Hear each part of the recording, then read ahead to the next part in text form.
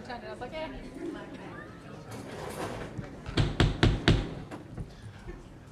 Okay, good evening, everybody. I'm going to call to order this meeting of the Perrysburg Board of Education this June 30th, 2023. Mr. Dreyer, roll call, please.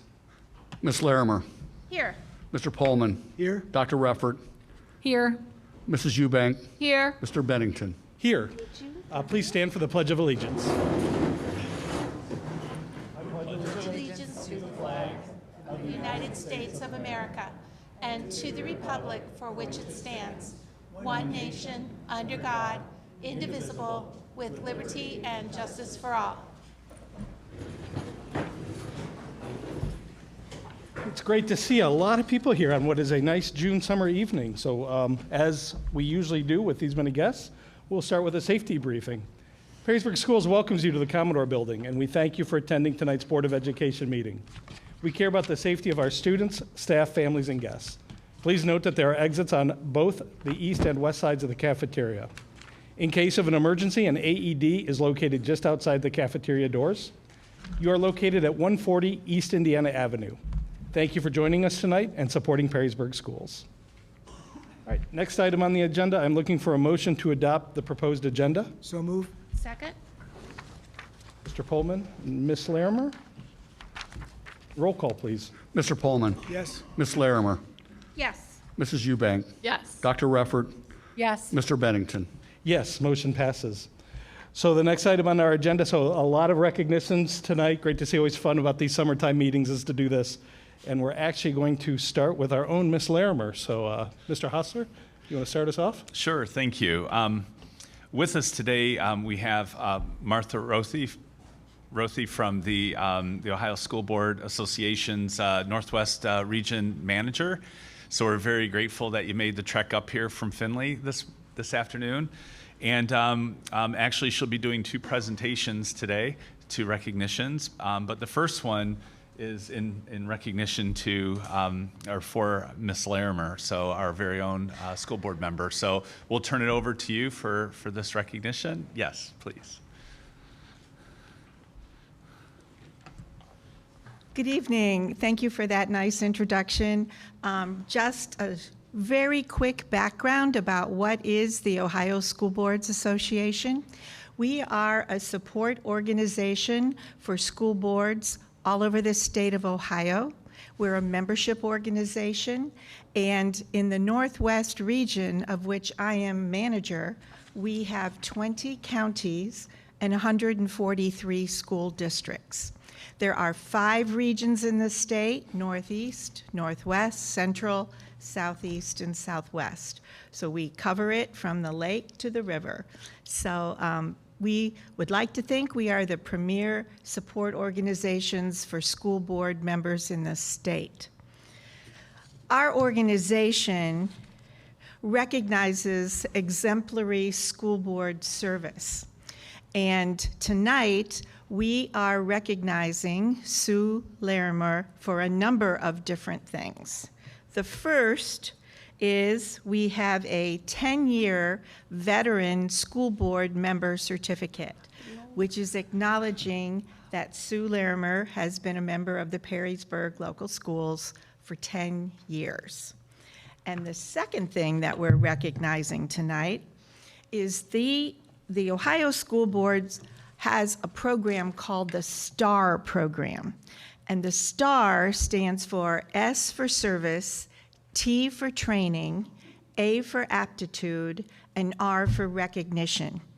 It is a stepping stone that a school board member can work towards over a course of 3 years to become a master board member. Tonight, we are recognizing Sue Larimer for receiving the T for the Training Award. And that is, excuse me, professional development events and activities delivered by the Ohio School Board Association or the Consortium of State School Boards Associations. And she had to have earned 200 points by attending different types of trainings over a 3-year period to achieve this training award. And finally, Sue, Whenever you're ready, you can come forward. Sue has agreed to become a member of the Executive Committee of the Northwest Region of the Ohio School Boards Association, and she will be representing not only Perrysburg local schools, but Wood County and the Northwest region of Ohio. So please join me in congratulating Sue for all of these awards.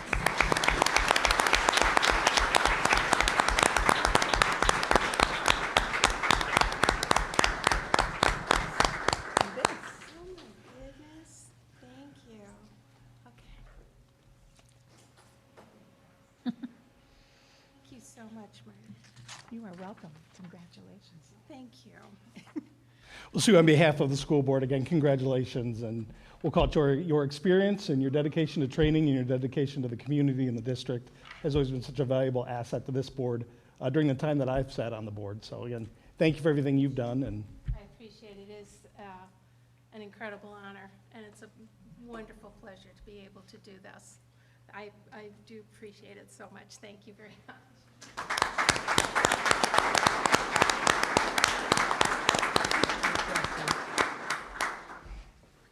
okay, and next we have some exciting stuff in our music department. So. Sure, and the Ohio School Board Association, as Martha spoke just moments ago, represents 609 school districts throughout Ohio, in addition to educational service centers, and provide many resources to school districts. And their fall conference is one of the largest in the country, and certainly pulls people together from, Zanesville to Ada, Ohio, and everywhere in between. And we're certainly grateful that this year our select strings were invited to come and perform at this event. And I know that Martha wanted to come and do a recognition for that performance. So if you'd like to step back up. The Capitol Conference that the Ohio School Boards Association holds in November is a 3-day event, and one of the days is devoted to what we call the Student Achievement Fair, and student groups and schools from the entire state are represented. However, each region, each of the 5 regions, is only allowed one performing arts group, and last November, your Perrysburg High School Select Strings represented Northwest Ohio. So I would like to recognize Mr. Smith and your students. They were amazing, so impressive, and were enjoyed by many. So congratulations.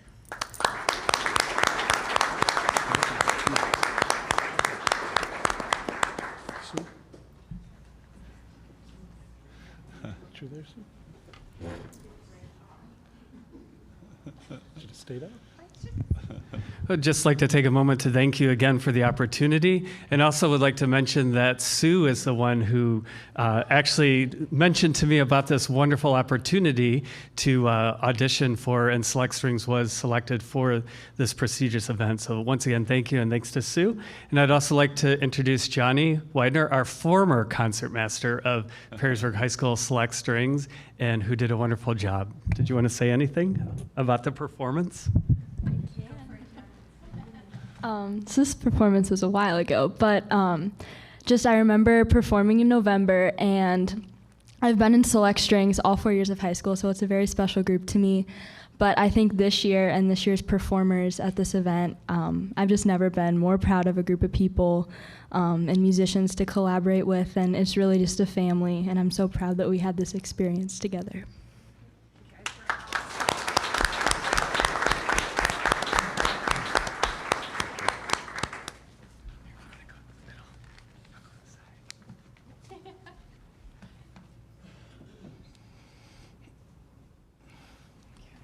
Well, Ms. Widener and Mr. Smith, congratulations, and thank you for representing the district so well down there at Capitol Conference. It is a big conference, and it is nice as a school board member when you hear other boards say, well, I saw your kids perform, and they were outstanding. So thank you for representing us so well, and Ms. Widener, good luck in the future.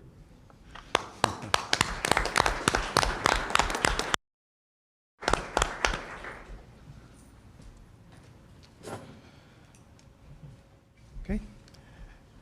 Next, we're going to honor our 2023 retirees. Yes, so we wanted to take a moment to recognize our retirees and those that are here, and just to take a moment to say how much we appreciate what we do. This is the time of year where students are putting the memories of the school year kind of behind them, hopefully. So in speaking to some of them that are here today, I think they're doing a pretty good job of that. But one of the interesting things that happens as you get older and all of a sudden you don't have summer breaks anymore, you begin to look back at your time in school, and you get a chance to reflect on those moments that you had going from kindergarten to 12th grade and beyond. And it's in those moments you begin to recognize some of those special people that came along the way that made a difference in your life. No doubt some of the staff members that are here, some that have already been here, have made a huge impact on individuals' lives, and sometimes changing their direction. No offense to other types of professions. We need engineers, we need mechanics, we need dentists, I think, mostly. But there's something special about being a teacher. There's something special about being a person who works with the students of today to influence and to shape the direction of their lives. There's something special about that profession, and we like to talk about it as a calling, because we just don't want anybody going into this profession. And we're very fortunate here at Perrysburg that we have individuals who have answered that call, who have stepped up and for generations have made a difference in students' lives. And as teachers begin and staff members begin to end their careers and head off for their permanent summer break, we wanted to just pause and certainly say thank you for all that they've done. In this line of work, there is a legacy that is present for those teachers and staff members. And the great thing about Perrysburg is we have an equal number of teachers and staff members who make a difference, from bus drivers who are the first ones to often greet a student in the morning with a smile, to the last ones to drop them off. They develop relationships that are unique. Food service staff members, custodians, we have so many people that come along the way in addition to those that are in the classroom. So today we have 3 individuals that we wanted to recognize. First is Julie Gettert. I don't know if Julie's with us today. And Julie has served at Toth Elementary, 30 years of service at Perrysburg Schools, beginning her career in 1993. And walking into Julie's classroom today as a second grader, you felt the excitement, and I know she was very torn about whether or not it was the right time to retire. And certainly she said, I still love what I do, and it's hard to go, but I think it's the right time, and really that's a great way to go out. If a building had a central nervous system, school secretary certainly would be just that, the center of everything. And Terry Gregg is retiring after 21 years of service at Perrysburg Schools, and her last post was at Fort Meigs Elementary School.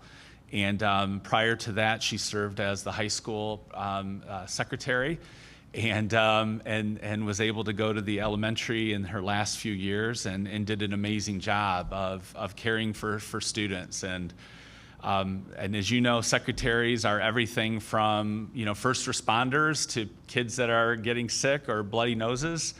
They're also human lie detector tests sometimes. So they give kids a chance to reset, ask that question again. And so we're very grateful for the important role that they play and continue to play. And Danny Sprague, 44 years of service to Perrysburg Schools, at Perrysburg High School as a custodian, evening custodian, and certainly has taken a great deal of pride in everything that he's done. So we're very, very grateful for all that they've done and continue to do. And we wanted just to pause a little bit today to say thank you. And we know that sometimes there are others who are retiring, and it's a very emotional time, and sometimes they don't like the recognition, and we do certainly wish all of those individuals who maybe didn't want the spotlight we want them to know that we're thinking of them as they head into the next phase of their life. The Perrysburg Schools Foundation does something here with the Fraser Fund for Excellent Teaching. And if you'd like to learn more about giving back and certainly helping teachers here in Perrysburg, this is a great way to show that. But for those adults that are here, just a homework assignment for the summer. Think about the teachers that made a difference in your life. Think about the teachers that you know, looked out for you as a student. And when was the last time that you talked to them or thought about them? And if they're still around, your assignment, should you choose to accept it, is to reach out to them, send them a note, send them a message saying, I was just thinking about you today and thank you. Too often we let days and months and years go by without saying that to those special people. So please take a moment today to reach out and say thank you to a teacher that made a difference in your life. So we're certainly grateful for all their service and everything that they do for us. So thanks for that. Oh, that's, if I have my math right, almost 95 years of combined service, kind of moving on to their next chapter, their next adventure. A testament to their dedication to the students in this district. That's great, and we wish them the best. Thanks. Next is something that we've not done before, and this was really a special situation. So in Ohio, we have unions that represent teachers and support staff. So here we have the Perrysburg Education Association, and then OPSE is the Ohio OPSE, so it'll come to me in a minute. So there's one too many letters there. Association of Public School Employees, I think that's what it is, the Association of Public School Employees, because I'll get in trouble now. But they elect individuals that represent them. They work with staff representing their interests against or for the board. Or to the board, and making sure that the collective bargaining agreement, which is something that's required by law, is followed, and then negotiate on behalf of their members for settlements. And sometimes the nature of that role is one that can be adversarial, where teachers and support staff don't always agree with decisions that are made, and so there is a process that we are to follow. We've always had a great tradition of working well with our unions and our union leadership, but we've never taken a moment to kind of pause and say, to recognize an outgoing leader. And I wanted to do that, and the board, certainly I respect your wishes to wanting to do this as well, but we wanted to recognize the outgoing president of the PA, Margaret Bernard. Margaret is a teacher at Hull Prairie, and was at the beginning of her tenure as president, was really an unknown to us. We sometimes get an idea, or people that are involved in the union, we know they're coming up and will be president. When Margaret was elected president, it was really an unknown. We didn't know much about her, and as a leader in the union. And we began, working together, doing the normal stuff that happens. And the first challenge that kind of came up was in the spring of 2019, and she was a newly minted union leader, but we were facing a levy at that time, operational levy, and if the levy failed, we were going to be required to lay off about 120 people. That process, following the contract and the communication that went through that, as you can imagine, for those members that were here, was heartbreaking. And preparing for that, and Margaret, as a PA president, was someone who worked as a kind of a conduit between her staff, the administration, and ultimately the board, and communicating information and concerns, and making sure that we were doing it the right way, asking challenging questions so that we were getting it right. And ultimately, all of that work and the notices and the layoff list that we had, it didn't, thanks to the community, it didn't have to happen. But that was something that only probably one time in someone's career you ever want to go through something like that, because it is literally something that you lose sleep over. And so after the levy was successful in November of 2019, we thought that we could take a deep breath, which led us right into March of 2020 with the global pandemic. And here we were back together again. I think probably the second or third Zoom meeting that we had with Margaret on a Saturday morning, trying to figure out how we were going to do education when schools were closed, was going to be a challenge. And when other communities and districts really struggled with how are we going to do this, and really focused on the adult challenges and problems, Margaret, and one of the things that she did was continually focus on finding solutions for kid problems and working through adult problems. And those weeks and months and felt like years that we worked through that together changed everything that we did in all of our operations, and she approached it with a sense of fairness, of open-mindedness. She represented the concerns of her members very, very well. And just recently she said, I'm going to hang it up, and we have a new PA president. And it's appropriate, I think, to sit down because of everything that transpired during her term. And of course, she's not responsible for, the pandemic or anything like that, as far as I can tell. The work and the effort, the calm, the decisiveness, and the ability to stay the course made it easier for our students and families. When other districts struggled during these times, I attribute a lot of the success that we had in continuing to do what we did for her, or did for our students. I attribute it to her. So oftentimes we talk about, educators who get into administration crossing over to the dark side.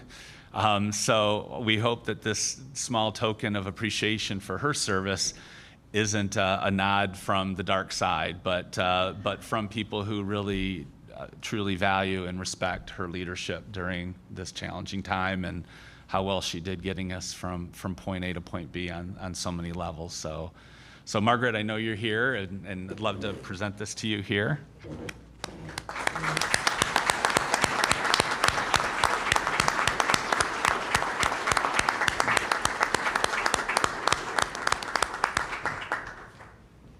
Congratulations. Thank you. If you'd like to say a few words with the mic.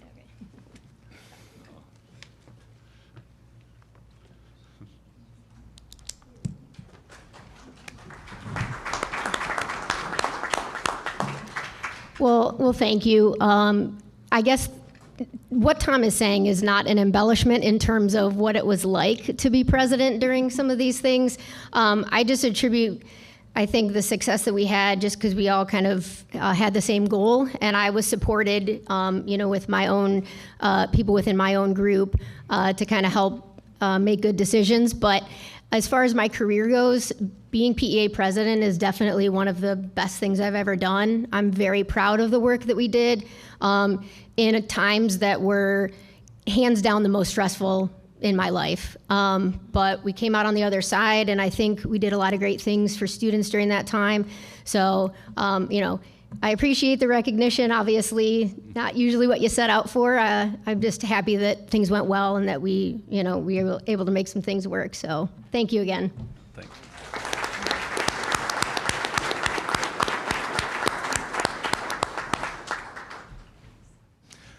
Next on the agenda is, and we have some members that are here, and we'll ask them to come up and introduce themselves, and we have a small token of appreciation. But the Facilities Planning Committee began from really a conversation and an ask from the Board of Education saying, we know that we're facing a growing student population, we have aging buildings, and we need to put some people from the community together to work on this. So that we did, and this committee spent over 15 months working on this issue. We met over the summer. We went on field trips. We were on buses together. We had multiple presentations, and this evening, actually, we are leading up to a recommendation for the board to consider that really is the fruit of everything that this committee has done and the work that they put into it. And we had one committee, the Facilities Planning Committee. We had 3 subcommittees. And again, whether it's Zoom meetings and in-person meetings and communications, presentations, we've been really fortunate to have the kind of community that we can reach out and say, we need your help, and there are people that are willing to help and serve and come up with great solutions. And individuals of this committee will attest to how the process began, and maybe there's preconceived notions as to what was going to happen. And you could just see over time how this committee adapted and changed and came to understand things and worked with each other. And I couldn't be more proud of their efforts and everything they did to really make a huge impact on what we do and what we did. So it's been an honor to help this committee and help them serve their community. And frankly, the decisions that they made, I think, will ultimately lead to generations of Perrysburg students benefiting from everything that they've considered to get us to this point this evening. So I know some of you may want to say a few words about them before I introduce them and we begin to hand out just a small token of our appreciation. Yeah, I'll open up to any other board members. Dr. Reffert? I just want to second that. They did a ton of work. We appreciate all that you did. It was very extensive, and it was very thorough. And I know personally that I appreciated all that, living in the district for 20 years and understanding the pinch as an educator, a parent, and a school board member. It was not an easy lift, and I appreciate that time away from families, knowing how important it was for our future as Perrysburg district and Perrysburg family. So again, thank you from me personally. And it was very, I don't know how to say it, but it was just very, even when we talk about this all the time, there's a cost of doing nothing. And even that was eye-opening, to the cost of doing nothing when you see a number on paper. And we appreciate all the efforts that you put into that. So thank you. Thank you. Ms. Larimer?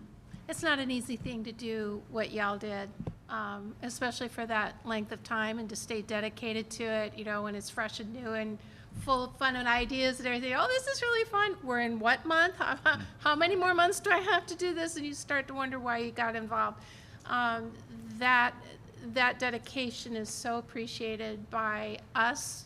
You did a lot of work for us to be able to confirm what we were sensing. But give us some direction that we maybe didn't even think that we were going to go. And the research that you did gave us the directions that need to be handled. And some of that, you probably felt some community pressure. And that's hard. That's hard to deal with. So yes, as well, I thank you for dealing with that for so long and giving us such a wonderful presentation a few months ago and enlightening us as to all the things that you got to do. I was almost a little envious. That was I wanted to go on the field trip. Yeah. Mr. Pullman? Well, to bring a unified discussion to the school board on your recommendation says one thing, that you hammered it out, got it together, figured it out what was best for the community and the kids, and we appreciate your recommendation. Ms. Eubank? Thank you for your volunteering, your time and talent. Pretty much what everybody already said. I mean, just getting away from your family and volunteering, and it's really appreciated. Thank you for the thorough report and presentations. Thank you. So, yeah, just to add on, I certainly recall it's how I cut my teeth in this district back, I think it was in 2010, serving on a facility committee that was, looking at it compared to what you all had to do was a lot easier because it was just doing something, a little building called Hall Prairie. You guys had to take a look at a very holistic view of what this district needed across all of its buildings, with a lot more dollars at stake, and looking out very, very far into the future. So I can certainly personally appreciate the heavy lift, I think was the word that was said earlier, that you all put into doing this work, and the impact that your work will have going into the future. I think I also remember thinking, boy, I did all this work, spent all this time, and all I get is a couple nice words from some board members. But really, it's more than that. You're going to really be able to influence the future of education in this district, in Perrysburg. So again, behalf of the board, it doesn't feel like this recognition is enough, but it is what we have to offer, and we give you our heartfelt thank you.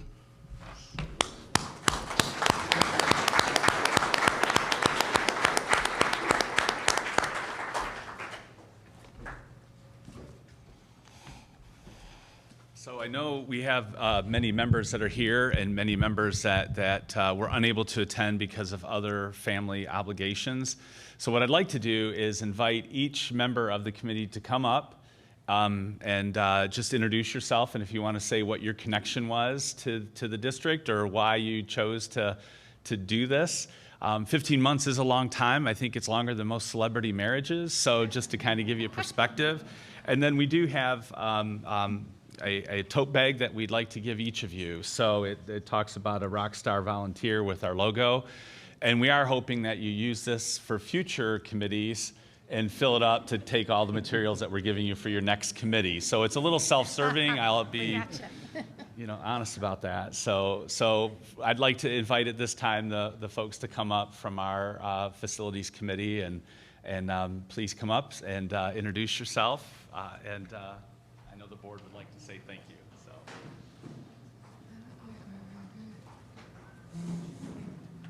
Allison Reynolds Gogol, and my husband and I are both alumni. We returned to raise our family. We have 2 kids in the district, and what else am I not checking off? Oh, and since joining this committee, I became an employee of the district too. So I'm check off all the boxes, and I've learned so much. I've never learned more in 15 months. I'm ready for this. Good evening. I'm Matthew Sutter, currently Vice President of the Perrysburg Athletic Boosters Club. I have 4 daughters, 1 that graduated from the district and 3 more that are still here. Just wanted to get involved, get more active in our community. I've worked with Dr. Rufford in the past in Toledo when I lived there, and she was our principal. So I think we can make a mark individually or collectively when we all spend our time and invest it back into students. Maybe not through elected office, but through committee work. And I hopefully am able to continue to serve as committees come up. Hi, everybody. My name is Dan McInnes. I moved here with my wife in 2015, and we have a son, Ben, at Woodland. He's going in the 3rd grade. I'm a 28-year veteran of higher education. I've taught at 8 different universities. I have never worked on a committee that was as good as this one. Everybody was so organized, willing to give their time. We had great leadership, and it was a pleasure to work and meet with all these people and to see all the facilities too. Thanks. My name is Jackie Durr, and I'm the junior high STEM teacher. So I have about 500 kids a year that I get to see. And it's been neat being on this committee because when the current junior high was the high school, that was my first year of teaching. Then I went to the current high school, and I'm back to the junior high now. And you hear people say that we're outgrowing spaces, and there's a lot of farm fields becoming housing developments. And I believed it, but then I really believed it when I witnessed it firsthand by being on this committee. So thank you.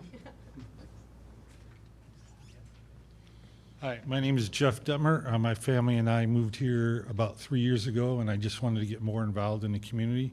My son graduated from Perrysburg High School, and he's now starting his sophomore year at Oberlin College.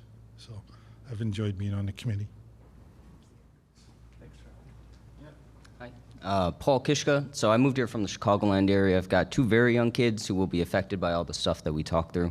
I lead the reporting and analytics at ProMedica, so I wanted to see it here and see all the data here and see what we could do. So thanks. Hi, I'm Dale Price. I've been a public school teacher in Toledo for 41 years. I've been a Perrysburg resident for 32 years, and my children graduated from the new high school in 2005 and 2006.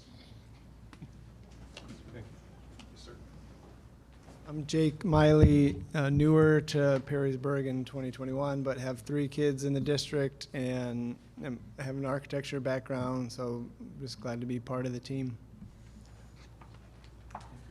Rebecca Coppold, my twin daughters are juniors, so I wanted to see what was going to be built that they were never going to enjoy.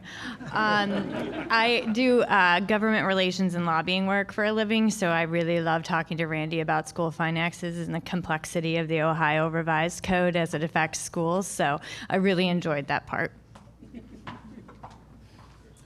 Hi, I'm Heidi Kodum. My husband is an alumni of Perrysburg Schools, and we have 2 daughters in the district, and just wanted to take advantage of the opportunity to be involved in their schooling in ways that they don't know and would not be embarrassing. Hello, Don Christie. I'm the Director of Human Resources here for the district, former junior high principal and assistant principal over the last 9 years. The best thing about being part of this committee was just being able to hear the different perspectives of our community members and hearing their viewpoints and what they see as the future for Perrysburg schools. Hi, I'm Brent Schwartzmiller. I'm Executive Director of Teaching and Learning. This is year 15, the end of year 15 for me in Perrysburg Schools. We have 3 daughters that attended Perrysburg, 2 have graduated and 1 to go. So it's always nice to know what the future is going to bring. Thanks.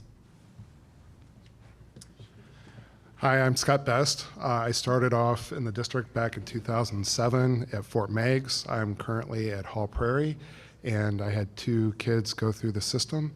And I've had the unique opportunity to see the growth at the elementary and all the new housing going up around Hall Prairie. So. Good evening, everyone. I'm Marjo Cooper. I'm the principal of Fort Meigs Elementary School.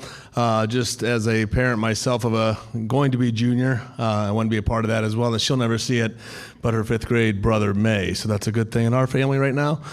Just really appreciate the district and being here as a parent and as an employee. Thanks for everybody. Brooke Price, Assistant Superintendent. This is also year 15 in the district for me. I have 3 boys as well. 2 have graduated and 1 bringing up the rear heading into 7th grade, and just love the Perrysburg community and love the support and the teamwork from everyone involved. It was a really great process, so thank you. Good evening. I'm Michael Sowitz. I'm the principal at Woodland Elementary School. Just finished year 3. I just wanted to get involved, just to find another way to be involved in this community, and was just really excited to be part of the team. Thanks.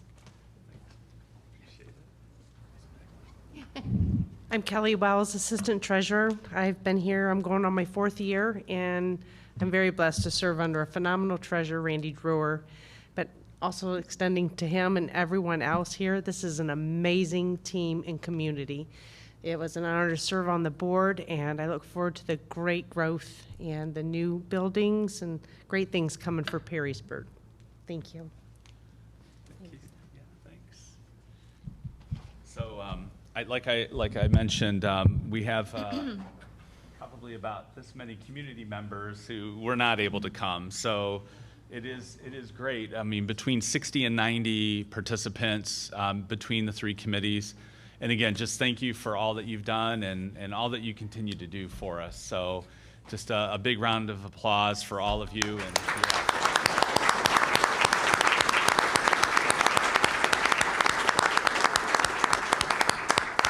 so if you wouldn't mind coming this way, we'll grab a quick picture. And again, just thank you. With your totes.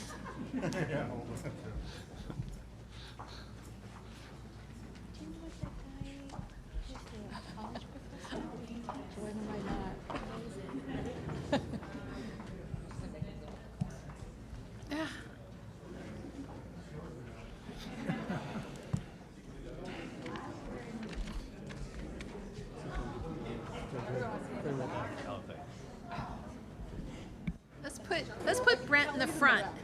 Let's do something different and put Brent in the front. Where's Kelly? Kelly, get up there.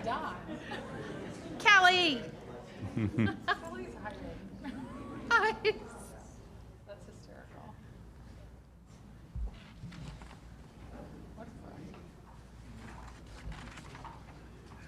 Well, again, thank you very much for what you've done for this district and for the community.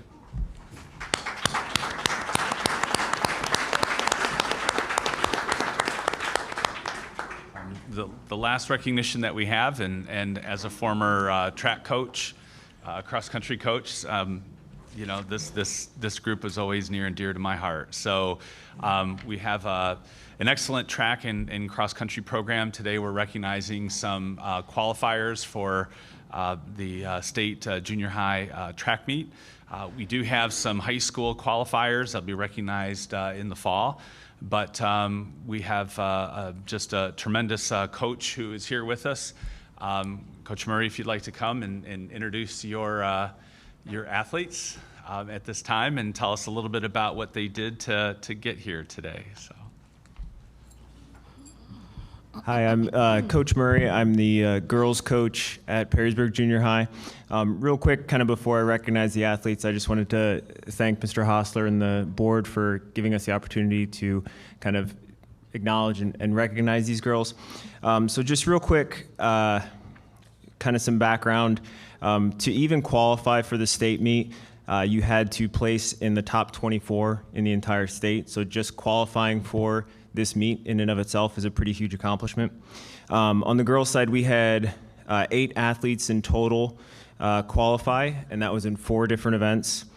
So we had the 4x800 relay, the 4x100 relay, and then we also had an athlete who was in the 4x1 also qualify in both the 100 and 200 hurdles.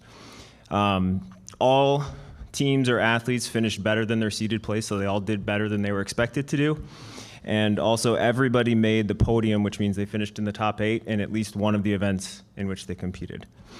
All right, so now I'm just gonna read through kind of the individual athletes that qualified, and girls, if you wanna come up here, kind of as I say your name. So on the 4x800 relay team, which they finished 6th overall, we had Erilyn Rodriguez, Charlotte Baxter, Leah Getchie, and Violet Benj.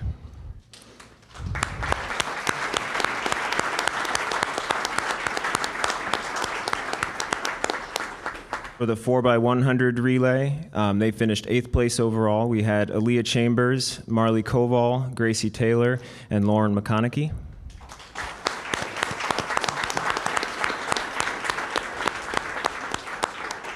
And then Lauren also, she competed in 3 events at the meet. So in addition to the 4x1, Lauren also competed in the 100-meter hurdles, where she finished 16th overall, and then the 200-meter hurdles, where she finished 8th overall.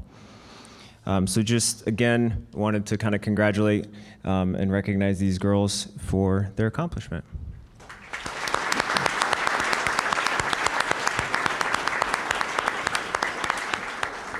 And I also know the boys had some qualifiers as well, so I think Coach Ferguson was going to come up and recognize them. Yes. Coach Ferguson, thank you, and we'll get a group photo of all of you together. During my time coaching, I coached against a Coach Ferguson. Luckily, it wasn't you, because you're very good at what you do. So we'll just let that stay between us. Or the older one, right? So right. So fortunately, we didn't have to coach against each other because you have a lot of success. So thank you. So. So our first group that we're recognizing tonight from the boys' side is our 4x400 relay. They qualified for the state meet with a time of 3:46, which broke our school record that was set back in 1981. So that was neat to see that broken and then qualify them for a chance to go down to Columbus. When they ran down in Columbus, they finished in the top 8, and again, 24 teams qualify, and that earned them a podium spot.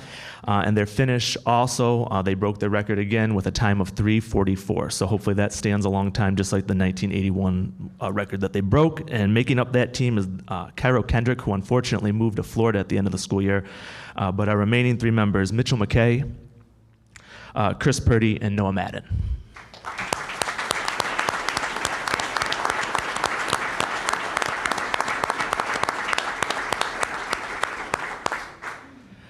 And then our 4x800 group, just a real special group, knowing we had something special going into the season, just some of their time trials, and they had a lot of confidence going in. But our group last year that was strong too, they finished second, but set the school record with a time of 8:55. So going down, they had their confidence. But I'm saying, hey, there's a lot of elite guys going down there.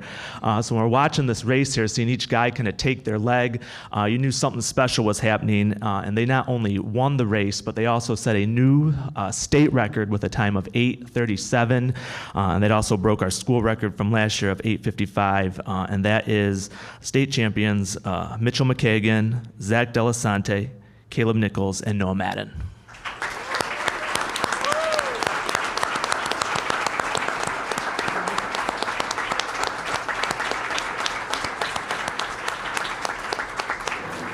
Oh, they're split times.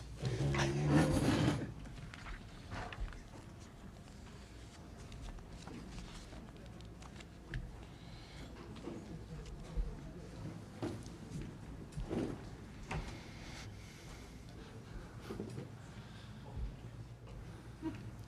herding cats.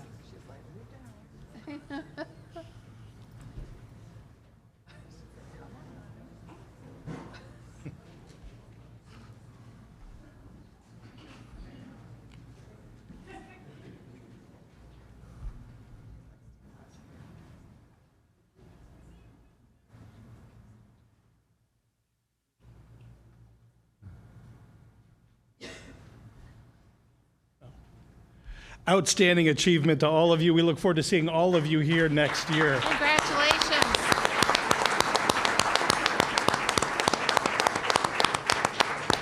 Incredible. Okay, so the next item up on the agenda is going to be the 5-minute break, and then after that is going to be the first opportunity for public participation. That public participation will include items that are on the agenda only. We do ask that you sign up in the back for either this or the second opportunity for public participation at the end of the meeting. So sign-up sheet is at the door. Otherwise, I'm going to borrow Mr. Hostler's line here. I'm sure everybody has something else. You're all welcome to stay, but it's a beautiful evening outside, so I'm sure if you have other things to go, you are now, I guess, dismissed. So thank you very much. Congratulations to all. We have to stay? Hey, Johnny. Johnny, where are you going to go to school? I'm going to the university.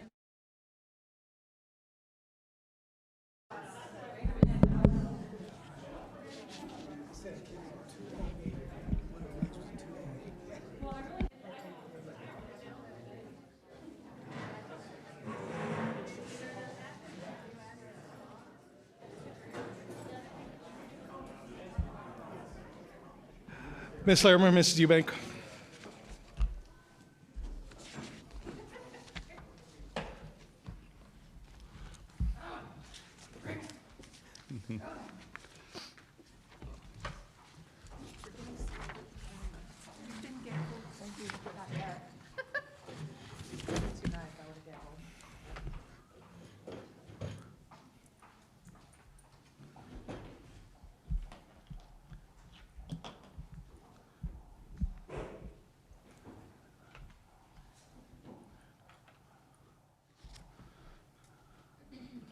Okay, we are back after what was really an 8-minute break. Next item on the agenda, we have some administrative positions to talk about. So, Mr. Hostler.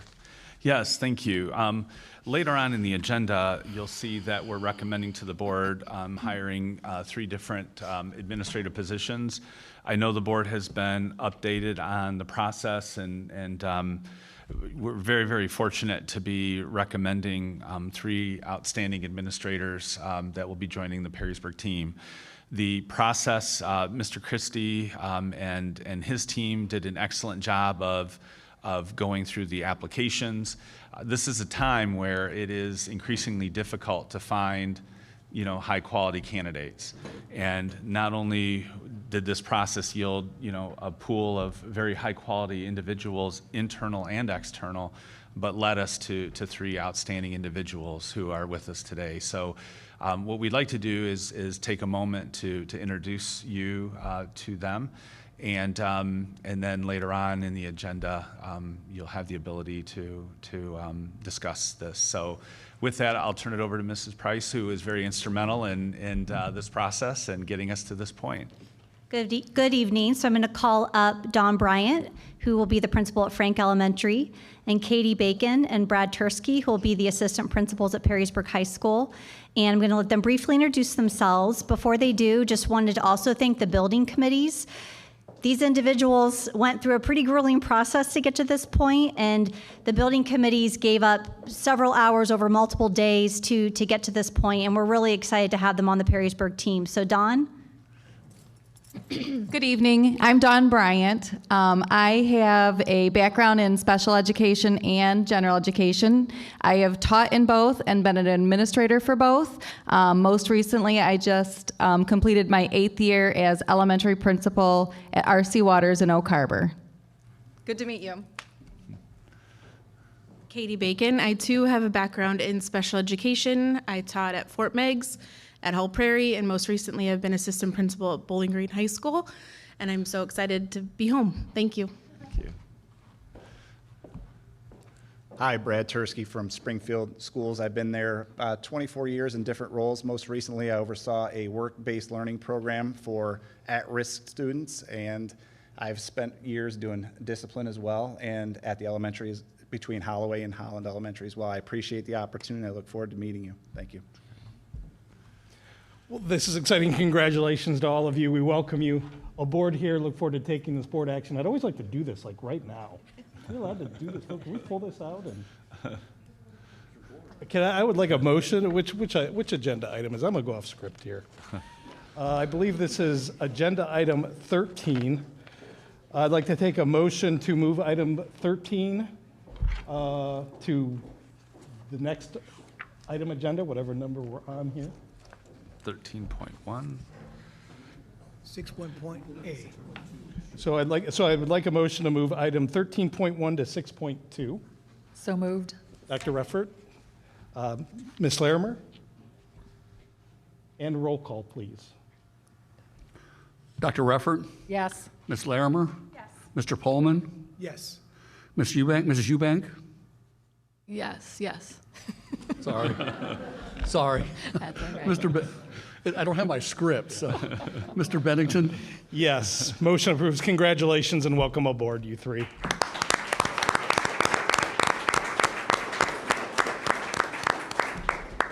And board members, thanks for indulging me on that kind of awkward change in procedure there. Okay, we will get ourselves back on script here. Next agenda item, 6.2. Oh, no, thank you. 6.3 now. So we wanted to, let me pull up the presentation.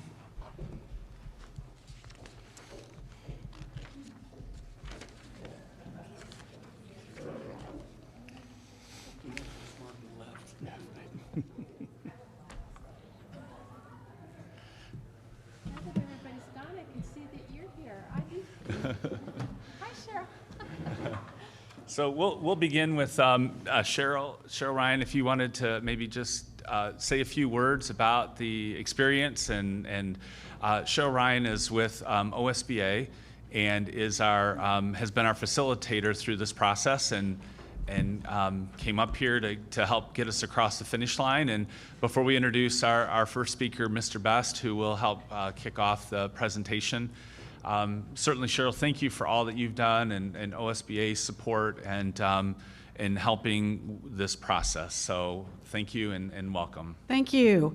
As he said, my name is Cheryl Ryan, and I'm happy to be here, just loving it, and thank you for having some student acknowledgments tonight too. Sometimes at summer meetings you don't have that, so that was wonderful. On behalf of my colleague Terry Morgan and I and OSBA, I just wanted to thank the Perrysburg Schools for entrusting this very important strategic planning work to OSBA.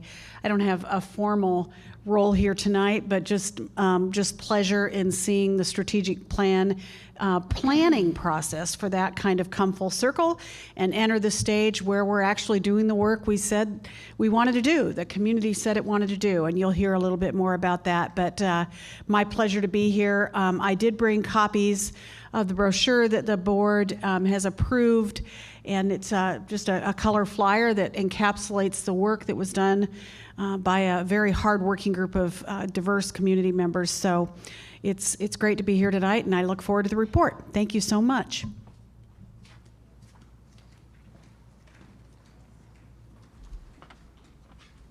Thank you.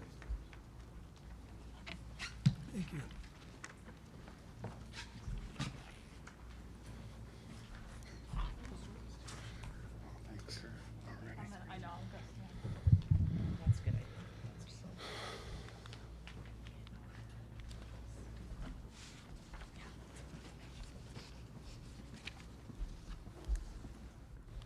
All right, there we go.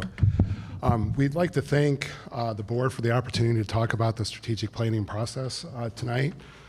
The committee worked very hard over the last couple of months. It was a broad view of the entire district, so we had a lot of spirited conversations, I would say. But the diagram up that's displayed, if you look at the top, the one neat thing about strategic planning is it helps an organization get everything lined up. If you look at the top one, you could see that the arrows within the organization or the group are pointed in different directions. In that particular case, it's hard to move a group forward. The goal of the strategic planning is to get everybody moving in the same direction. And if you think of a sports analogy, you're going to win the Super Bowl if you're down at the bottom and everybody's working towards the same goals, and you might get to the playoffs with the one above. So the strategic planning process gives us an opportunity to look in the mirror and self-assess, determine what we're doing well and what our community and our staff feels that we need to work on moving forward. So as a group, we had the Ohio School Boards Association come in to help facilitate. The great thing about that is it was an outside party that got all the groups together to talk about the different things that we needed to. When you're looking in the mirror, it can be very difficult. You know, you want to focus on all the great things that you're doing, but you also need that opportunity to talk about the things that you have an opportunity to improve. And that's where the Ohio School Boards group came in. As a district, I believe this is the third time I've been a part of this process. So the last time we did this was back before COVID. That's where we created the 2020 vision plan with our goals. Obviously, we didn't anticipate a global pandemic, so we reached some of those goals, but we still had room to grow. And that's where this process takes place. And these three people are going to walk you through what we did.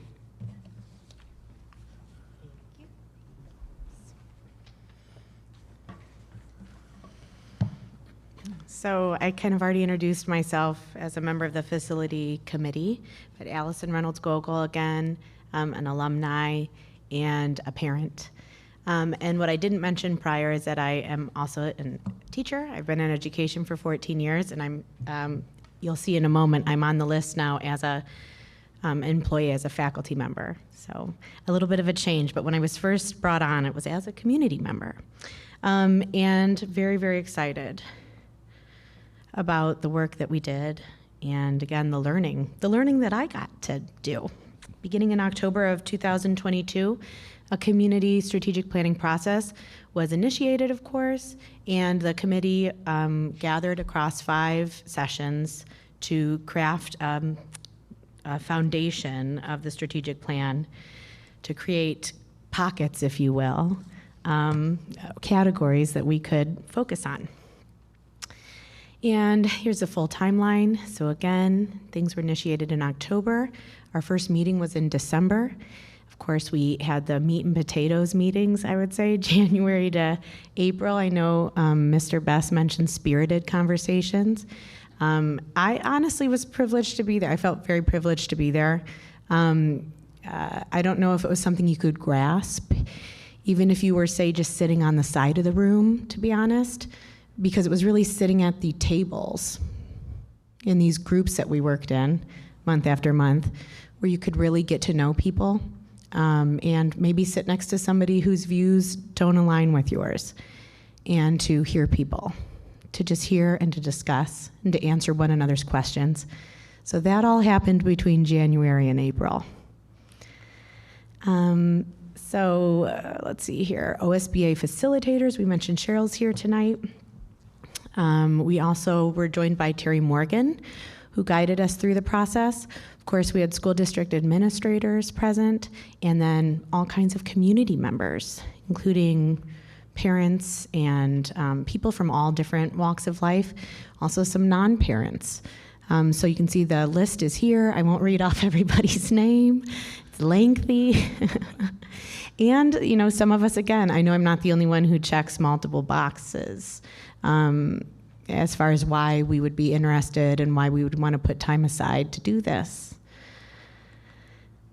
And of course, the goal of the committee was to look at a few core items, which included the vision and mission statements of the school district, and just to make sure that they do convey the passion and a communal commitment and objective of this school district moving forward over the next 3 to 5 years. And you can see here the mission statement.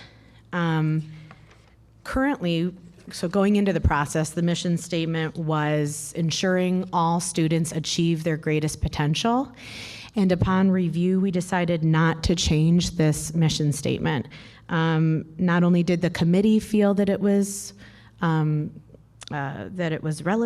and that it was well directed, but upon being surveyed, students and staff also still felt that this resonated with them, and so we did not make any changes. Likewise with the vision statement, which reads, "Where passion drives exemplary education," that also remained the same upon our review. And at this point, I will hand it over to Tracy. Thank you. You're fine. Hi, my name is Tracy Hujek Clark. I am a faculty member at Bowling Green State University, but a parent of 2 children going through the Perrysburg school system now. I've been a resident here for about 7 years, going on 8. I was thrilled to be part of this conversation, and it has been stated, it was a really good opportunity for us to be able to talk and reflect on things that we saw as parents or community members or business members or even administrators and teachers in these conversations.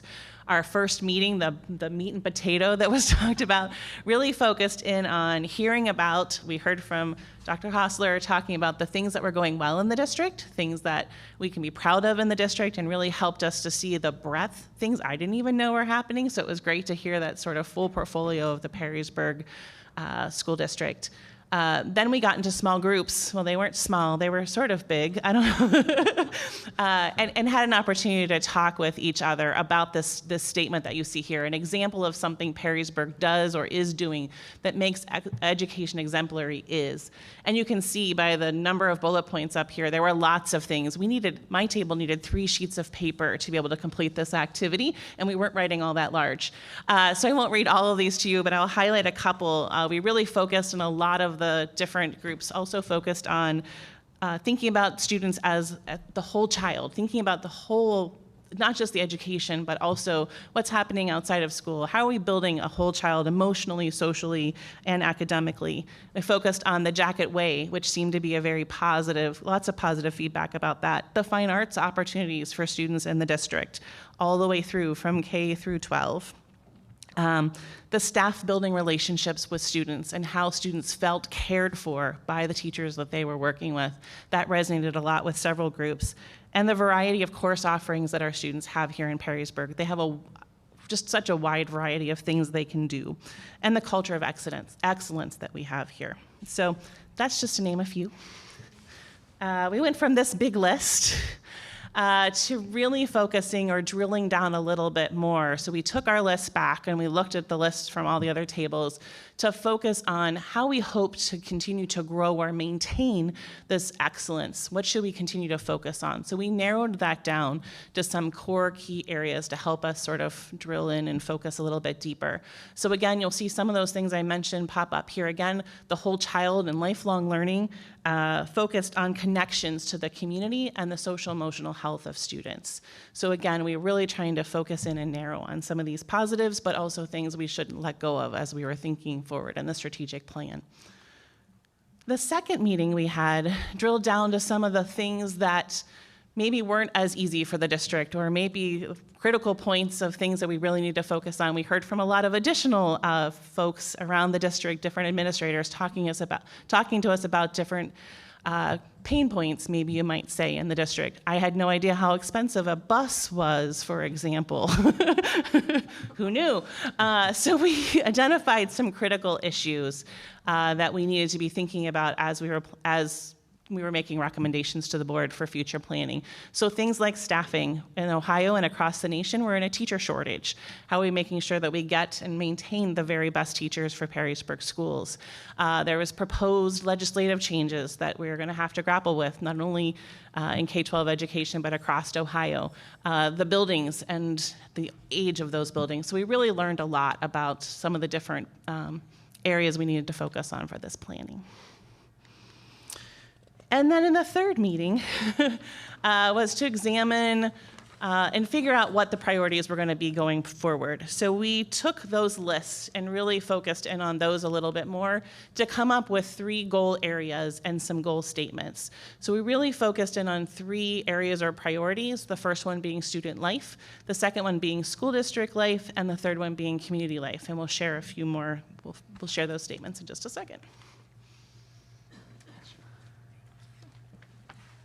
Okay, hi everyone. My name is Nikki Califf-Hughes. My family has lived in the district for almost 11 years. I'm also faculty at BGSU and a political scientist, so I thought that this might be kind of fun. And my older son is a student at Frank, and my younger son will theoretically be a student at Frank, depending on what the facilities plan shakes out to be. But my sons love Perrysburg and love the schools, so I figured I would volunteer.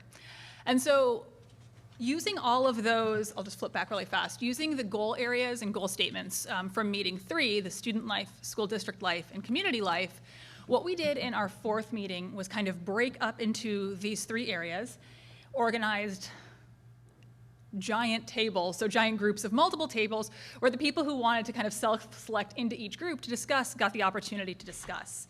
And like my volunteer colleagues have already said, it was really fun because not only did you get to talk to people who you may not have gotten to work with yet in the process, but everyone brought different experiences, different preferences, and different ideas. And we talked about what those 3 areas looked like and what some potentially actionable statements or examples of what these might look like as we present kind of our planning process. And so for goal area 1, for student life, this is the one that really focuses on what the students are doing. And what it came down to was Perrysburg Schools empowers each student to find their passion through lifelong achievement, academic excellence, extracurricular opportunities, and belonging for personal success. And we came up with a bunch of different ways that this might be fostered within the district. And so if you're thinking about fostering lifelong achievement, one of the things that one of the groups came up with was the idea of ongoing professional development programs. So providing ongoing professional development programs for teachers to enhance instructional practices, or establishing mentorship programs where older students or members of the Perrysburg community more broadly can support younger students in setting goals and pursuing their passions. So focusing on things like that. We also talked about, under this subheading, different ways to promote academic excellence. So enhancing access to AP courses, honors programs, or specialized learning opportunities that might provide students with more of a challenge, and also strengthening the district's partnership with local universities, specifically like CCP courses, internships, or even career exploration programs. We also looked at how resources, well, didn't look at, but talked about how resources could be further allocated to ensure more equitable access across extracurricular activities for all students, regardless of their background or their abilities. So more activities, club sports, transportation, so everyone who wanted to could opt into these kind of student experience items. We also talked about how we might cultivate belonging and cultivate kind of a feeling of personal success among students. And some of the things that we came up with were things like peer mentoring systems where students work together, supporting each other, and again, supporting younger students. So it was a pretty common theme where you see, and you'll see this as I keep talking to you, where you'll see ideas about support over a child's life and then beyond from the community. And then in terms of how we might monitor this and how we might actually evaluate these outcomes, looking at participation rates, looking at feedback, looking at different data points that we can use to track progress on the part of the district.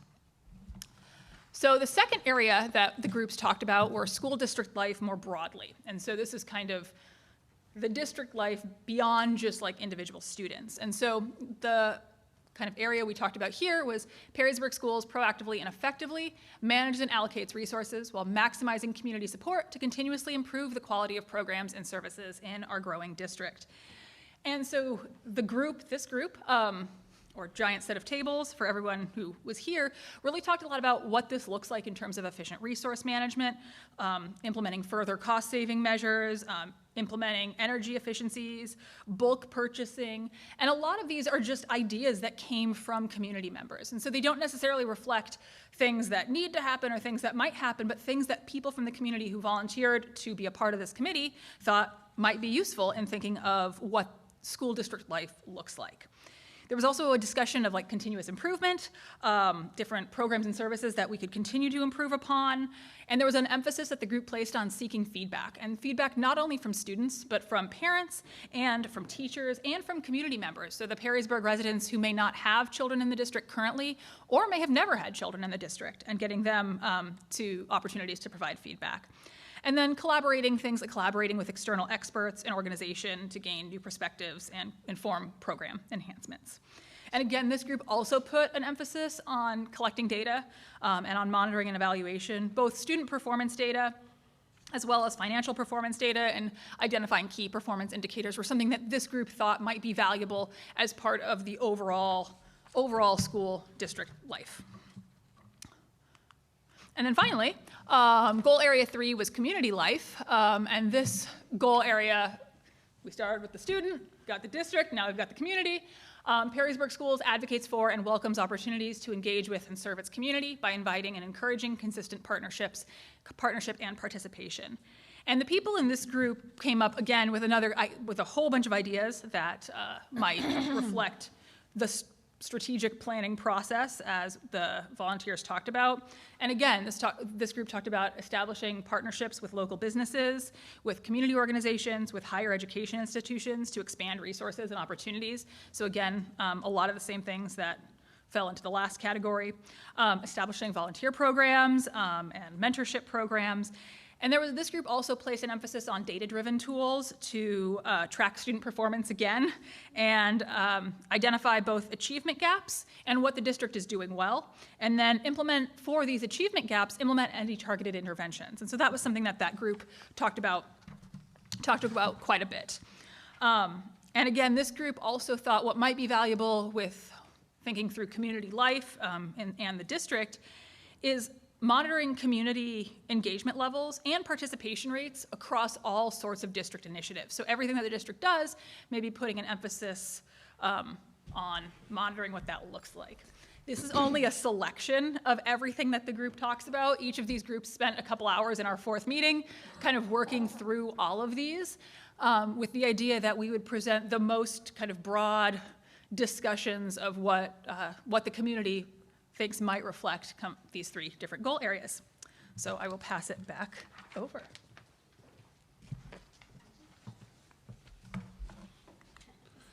So the next steps with the board, one, we're looking for your feedback to see if our group is going in the right direction. Once we get your feedback, then we'll start to assign staff members to those 3 priority areas or pillars. And then we'll start to develop action steps towards those. Eventually, we'll come back to you with the full plan and then different data points that we'll use to gauge our process. I think the one thing that's really great about the process that we went through is we took a group of diverse people and we came up with 3 priority areas. If you think from the staff's perspective, since our last strategic plan, hopefully I'm fairly accurate with this, probably about 40% of our staff wasn't around when we created that last plan because of growth and retirements. So this is a great way to get everybody back on the same page, pointing in the same direction. And like I said, and like these guys said, we took a large group with diverse ideas and backgrounds to come up with a plan to present to you guys. So hopefully you guys see the value, you'll give us our feedback, and we'll be able to move forward with a plan that works for our schools, our kids, and our community. Thank you very much. That was really well done. This board was invited to participate, to watch the process. It was a very involved process. The meat and potatoes discussions, I love that term. Those were certainly very involved. Speaking only from my perspective, I kind of believe, feedback is a gift. Sometimes those gifts present themselves in maybe even unappetizing ways, but we certainly got to hear the good and the bad in a very effective way. And I think you have boiled down that work into a very well done, concise report for this board. Fellow board members, I'm buying you all time in case you have any comments or questions, comments on the direction of this report, at least to start out with that. So I'll chime in. I appreciated all the input. It was interesting to hear being able to participate as a parent and as a board member and as an educator, but just hearing different viewpoints. When you even use the same word, it means one thing to you and it might mean one thing to you and it means one thing to me. And then us explaining like how words matter and what it means in different contexts. Again, a lot of time spent, seeing several people that were on both committees and understanding the importance of it and, getting the input. I know in the couple committees I sat in, it was with different, some people had kids, some didn't, they never had children. And just getting that input, it was just a really good process. And I appreciate that, OSBA was there to help us with it. And I think you did put it into pretty much a nutshell, what we talked about, and like Eric or Mr. Bennington said, it wasn't always sunshine and rainbows, but we learned how to agree to disagree and come together for what's best for the students in our community.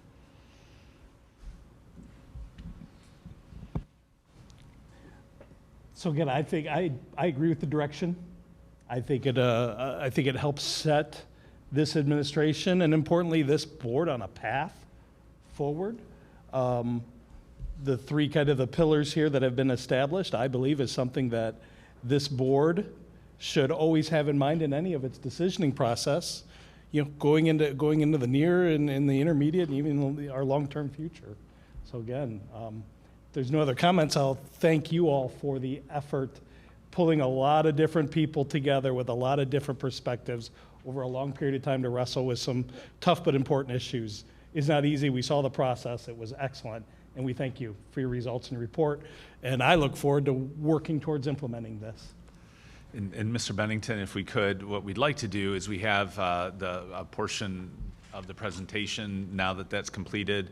I know that we'll be getting back to the board in the next 6 months and saying here are some more concrete definitions and goals, action items to go and support those goals. But what we'd like to do right now is recognize those individuals that are here who were part of the committee, and we'll follow the same format. So we'll ask each of you to come up and introduce yourself and your connection to the district.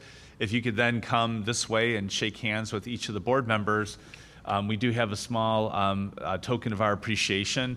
It's not a tote bag to put all the future paperwork, but it is a coffee mug that we're expecting you to fill with caffeine type products so that you can continue to help us get where we need to go. So we're encouraging the use of stimulants to get us through the next phase of this project. So we'll start with Mr. Best and then we'll ask each of you to come up and we'll meet you over here and then we'll do a quick picture at the end. So thank you, Mr. President. I'm Scott Best. I am the principal at Hall Prairie, and I remember being the young kid on the block with the new ideas, and now I'm the old guy on the block saying, here's the history behind things. So it has been a pleasure to work for the board and with this committee.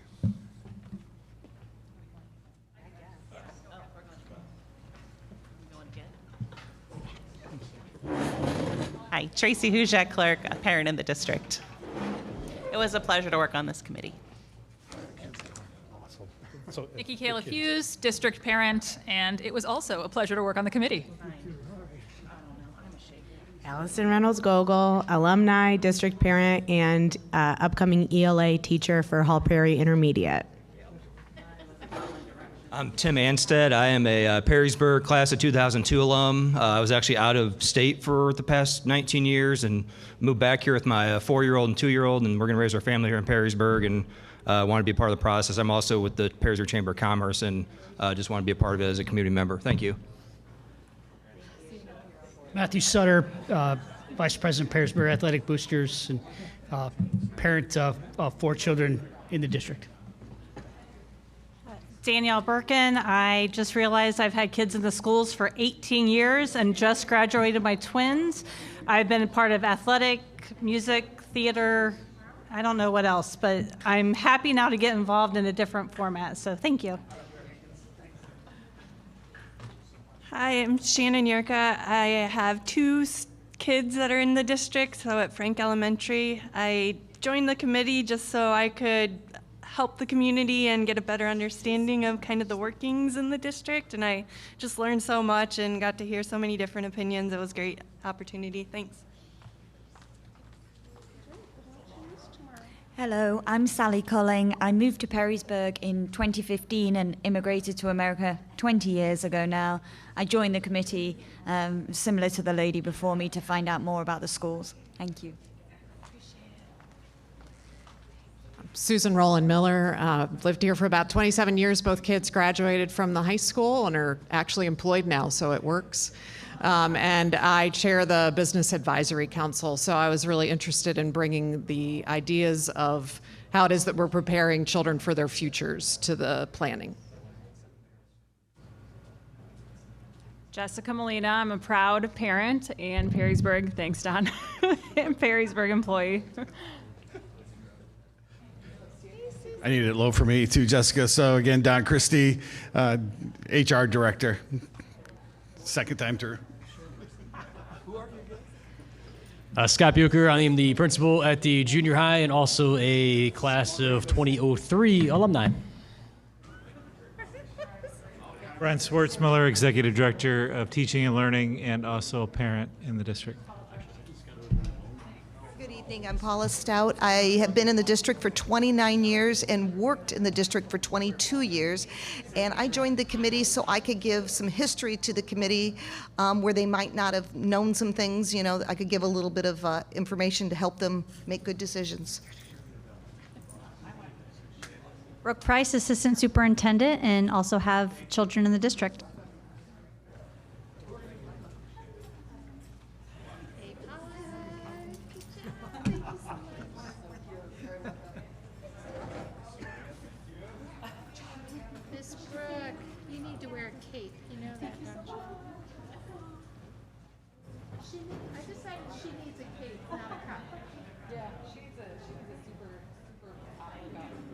Superhero cape. Yeah. She's funny because we're starting to clean out Ryan's because he's moving. He bought it twice. You know, Batman could be bought in high school. That's true.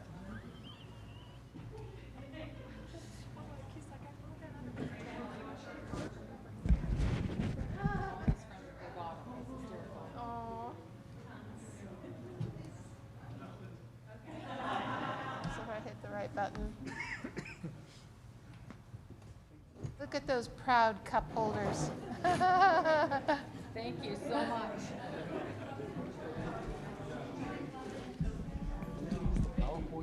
Cheryl, thanks for coming up. Thanks again. Thanks again. Thank you. Safe travels back. Thanks. Have a great summer. Thank you so much. Do you finally get to rest? Huh? Do you finally get to rest, take a vacation or something? Good. Good. You deserve it. Thank you. Boy, she gets around, doesn't she? That poor thing. Wow. Yep.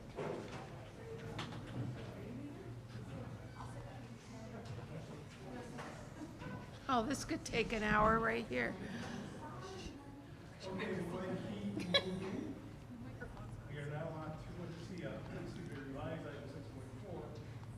Facilities Planning Committee recommendation in support of the 2023 bond issue. Okay, thank you. So we just, earlier in the board meeting, we were able to recognize those committee members who helped get us to this point.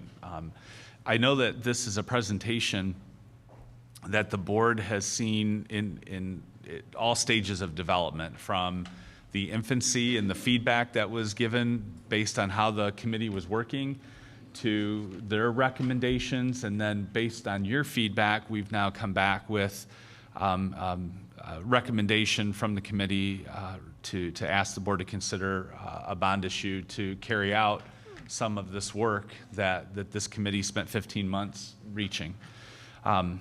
So the materials here, most of it you've seen, and I'll move through it. But as you recall, the Board of Education asked for input with the committee, or for the community, saying we need to get some input as to how do we handle some of these issues that we're facing as a school district. And as you know, those issues are growth and aging facilities and the disparity between different learning environments depending on which building you're in. Again, another growing reliance on portables, and with the additions of neighborhoods and new developments, the extended patchwork quilt of attendance areas for those schools. And so we know the community came together based on the board's urging to wrestle with these issues. And as Mr. Bennington said, we did think back 2010, 2012, that was a pretty big issue for us to face that led us to that solution. And the committee brought that forward. So here we are with even a more complex issue that we're all facing. And again, we wanted to recognize those committee members and that lended their experience and their voice to this process. And we can't stress that enough and how much that meant to us. We do also want to call attention to the administrators who helped facilitate the discussion.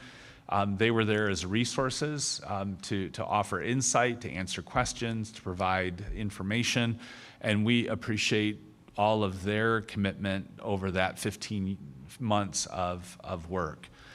So just to kind of go over some of the basic information, but we understand how growth happens. And this slide, we'll be updating it for next year, and it'll be interesting to see how it changes. But at the end of this year, these are the numbers. And again, how this works is in 2010, we had a kindergarten class of 302 students. Just a month ago, there was an additional 127 students that graduated with those 302 students. And that continues to be the trend in every single grade level that we see here. So growth is not happening just in one building or one area.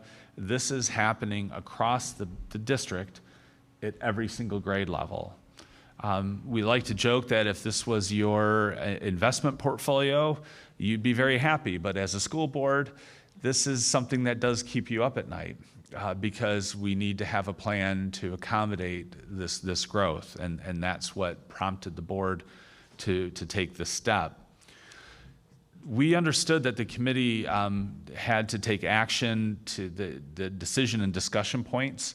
So the committee didn't just come together and admire the problem. They came together, looked at the problem, rolled up their sleeves, and began to talk amongst themselves, to review data, to say, what is it that we need to do to get us to that place where we know the board is expecting us to reach. And that issue, the issues that they talked about was the future growth, of course, and the portables. That became an interest and focus of the committee when they did the site visits to all the school buildings.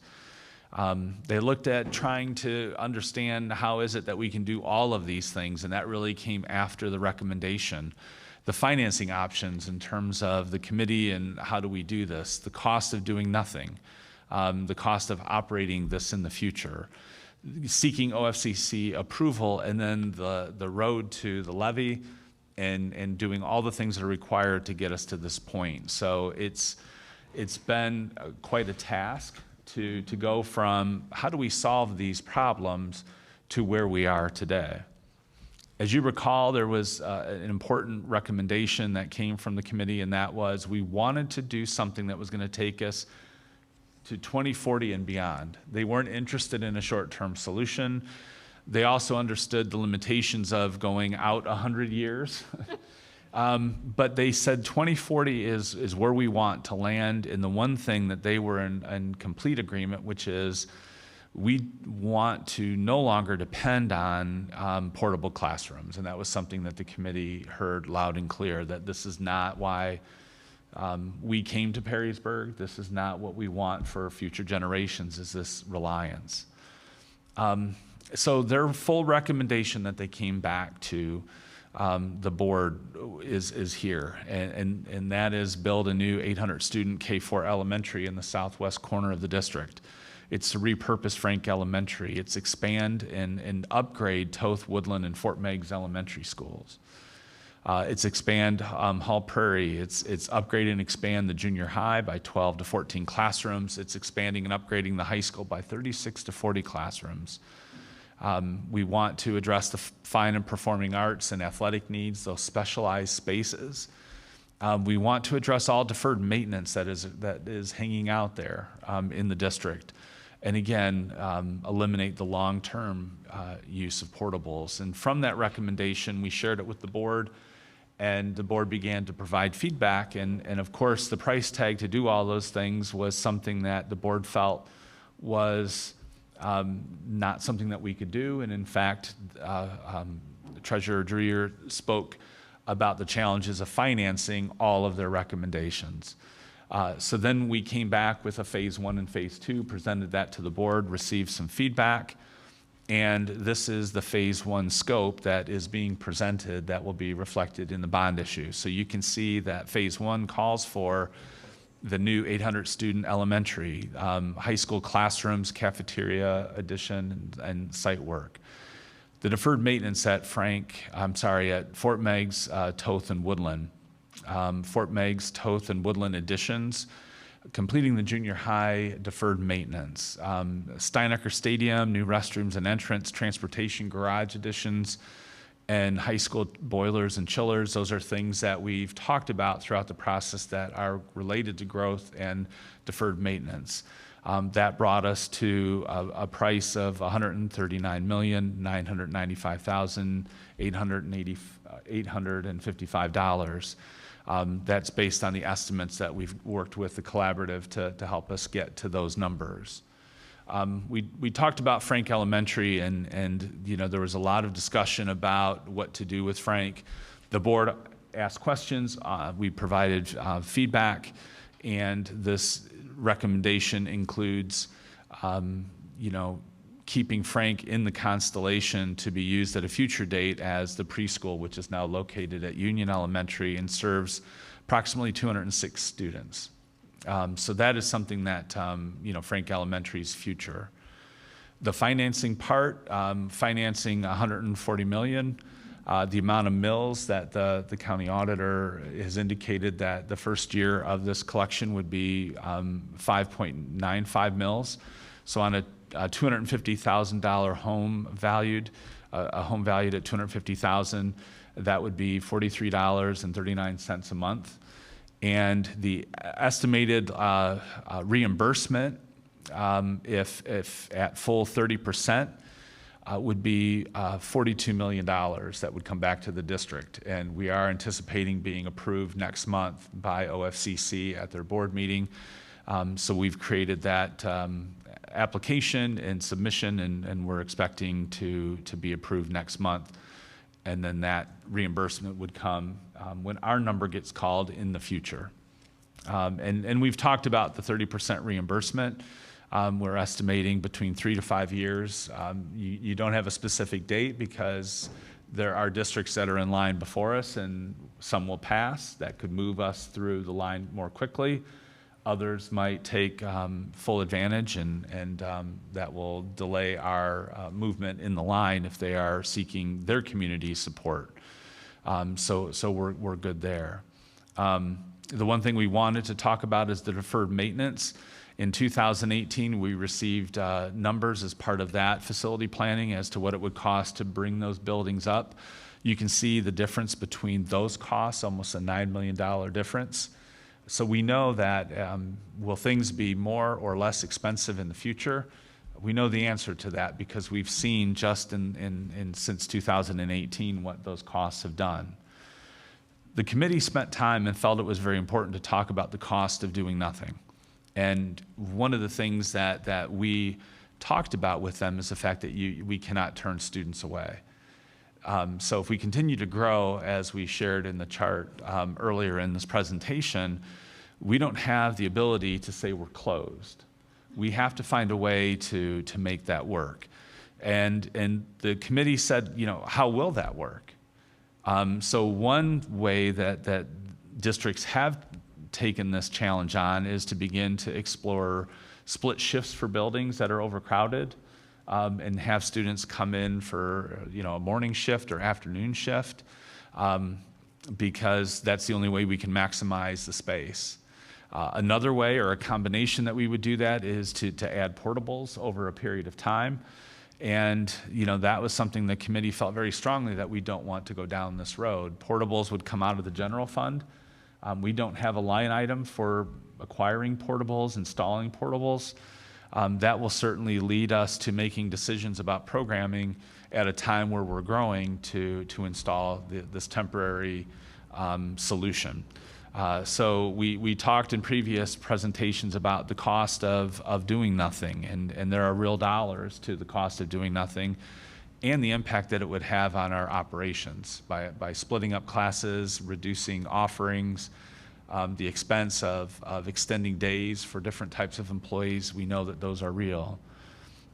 If we're fortunate to have the levy pass, the bond issue pass, you can see that we would begin in earnest and begin to build the new elementary, really prioritize what is needed by the district. And I think you see this in phase one. It is adding the classroom space. It is securing our buildings for future generations. I mean, that's what is driving this particular bond issue in phase one. The landscape here for the levy, we know that we're retiring voted 2 mills in 2024, so we will know at the end of 2024 there will be 2 mills that will be falling off local taxpayers' rolls, and we're grateful for that. In 2042, we'll see 1.6 mills retiring as well. In existing levy operations, we know levy renewal and replacements, we know that we have a levy expiring in 2024 that the board will need to make decisions about renewing, replacing, or letting it expire, and the same for permanent improvement levy in 2025, which, if we're participating with OFCC when getting in line to receive those dollars, we'll have to have a further discussion about the permanent improvement. I know Mr. Dreyer spent time at the work session earlier this month going over that information. So, one of the things we talk about is why act now? And we understand what our mission is. We understand that there's never a good time to come to the voters and say, we need your help financially. There's never been a good time to do that. There's always a reason not to do something. But the committee felt it was very important that we bring this to the board for their consideration, to put before the voters, to address these issues that we're facing today, because we know not acting now will continue to incur additional costs in the district dealing with this issue. And we know that ultimately going to the voters in future years is going to be a much steeper price than it is today. It will not be less expensive than it is right now. And we know that. The committee knew that. Why act now? I think the facilities in 2040, I think it's interesting to take a look at what the ages of those buildings. So if we build a new elementary with a successful bond issue this November, in 2040, it will be a 14-year-old building. That's double the age of our new building, HPI. So why 2040 doesn't seem that far away Think about the number of students that will be filing through these buildings. And then you look at Toth Elementary at 87 and Frank at 83. Our new high school will be 39. Our new elementary will be 50. So the time is now for us to begin to have this conversation and present it. This conversation isn't something new to Perrysburg, and this is something that you've seen before, where we've had these defining moments, and certainly in the 1950s, very similar to where we are today, with the need for new buildings, the only decade where we added two buildings in the same decade. It was also a decade where there were some aging facilities that needed to be dealt with, and that was challenging, and we can relate to that today. In 1950, they were building Perrysburg's future today. And that was something back in the 1950s that was talked about, building Perrysburg's future today. Today, that same question is going to be asked for the next generation. We're benefiting from those decisions and the fact that the residents built for Perrysburg's future then, because here we are today, relying on those buildings and those decisions that we made. So there's never a good time, but we understand that moving forward, there's a lot at stake. And certainly at least asking the community to weigh in on the conversation in November is what the community felt, and certainly what we're bringing to the board for its consideration. So, thanks. Thank you. So there will be, our next steps is going to be approval of a resolution for a notice to proceed at item 15. It's a non-consent agenda item vote. So I don't know if there's any comments or clarifying questions we want to address now. One question. Tom, you said 3 to 5 years on the getting approval, but it said 4 to 5 on the PowerPoint. Can you clarify? Or perhaps I heard you wrong. Yeah, that 3 to 5 years, 4 to 5 years, we're not sure exactly. Yeah. So that's one of the things that we based on what OFCC is saying, is that there's a window. We're on a list. There's school districts ahead of us on that list. How many will pass? That moves us up more quickly. If between now and then all the districts say no thank you, it could be much quicker. If every one of those districts says, we'd like a shot at that, and then they're given a window to do all the things that we're doing now, and then it could be closer to 5 years, as it was explained to me. So could it be? Aren't we like 400 and some number-wise? Yeah.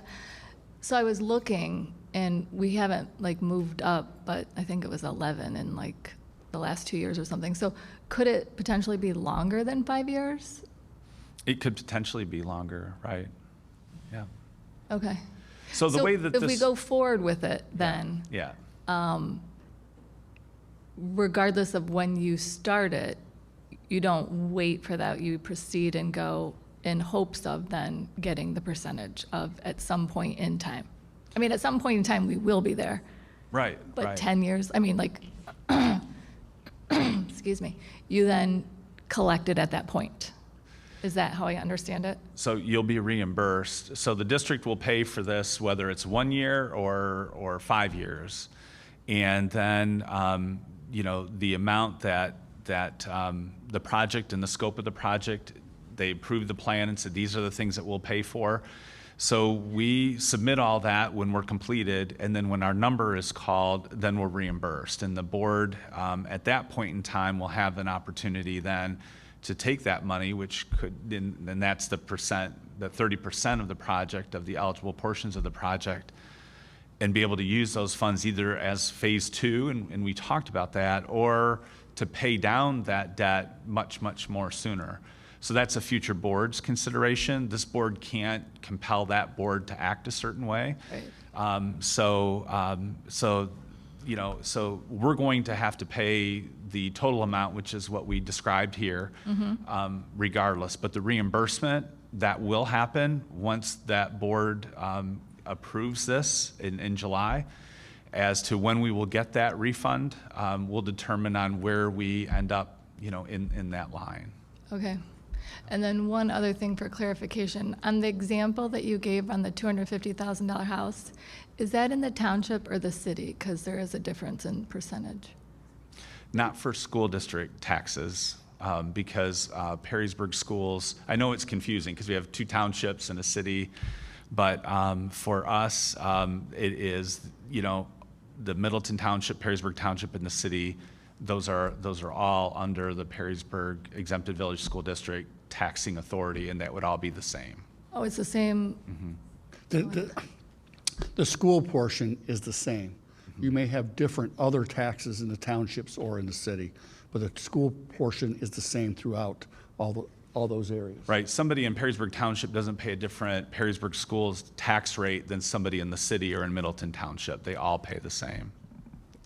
But the property value that you guys are putting $250,000, the value is different in the township and the city. I don't think so, because the county auditor, as I understand your question, the county auditor assesses the valuation of all those properties across all of Wood County, and then the school district that you're residing in, that is applied to that. So there isn't a different valuation between Perrysburg Township or Middleton Township. If you're asking, is a home value, could a home value be different if I have a 3-bedroom, 2-bath home in the city versus in Middleton Township or Perrysburg Township? Could they be valued differently?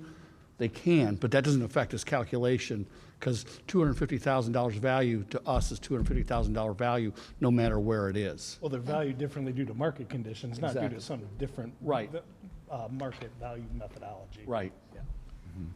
Okay.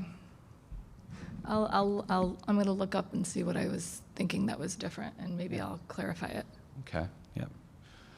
Yeah, the valuation between school districts is measurably different, and that's what we've talked about. If you're a resident of Perrysburg, the investment in the school district is often seen by the value is significantly higher in Perrysburg than some of the other school districts in the area. So between school districts, there is a difference, taking that same home and dropping it into other communities to see, so, yeah. Okay, so is this the effective tax rate we're talking about? Is that that's the word I'm using? The effective, go ahead. Because it is different from the township to the city. The total tax rate effective is different, but not the school should be, the effective same. rate is the same.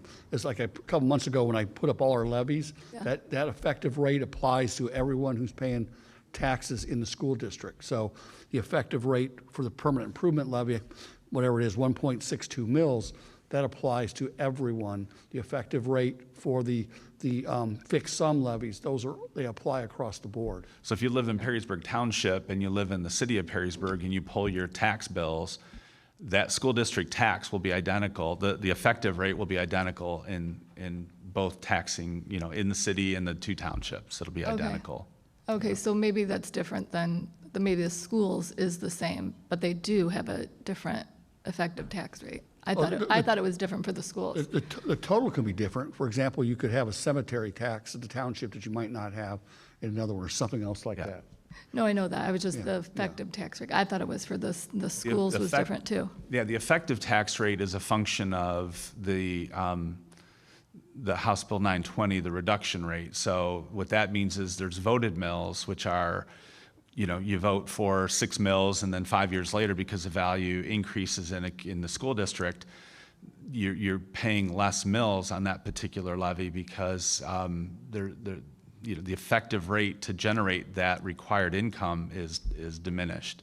So that's what an effective tax rate is, and that is, that number falls each year for those kind of levies.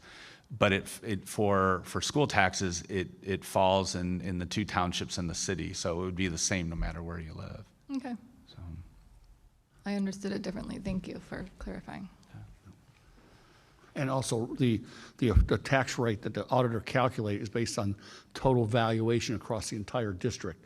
There's no separation on whether you're in the township or That's a the good city. point. So essentially, it adds all the value to get to that, say, you're taxing based on this value, total value, and what mills you have to have in order to make an estimated bond and interest payments. Okay, thank you for the presentation and the questions and the discussion. We will move on. What is going on in Columbus with the budget process? I don't know if that's Mr. Hassler or Mr. Druyer, or if we get the benefit of both of you. I think we'll both, I think that's something that we'll both kind of tag team for a moment. And I know we spent a little bit of time at the, well, all the time at the work session, so talking about this, and so I just wanted to provide a little bit of an update. I know Randy's been very involved in sharing information with me and with this. So at the work session, we kind of highlighted, where we were in the process. So. And again, the governor introduced his biennium budget bill. The state of Ohio does budgets 2 years at a time. It was introduced in the House as House Bill 33.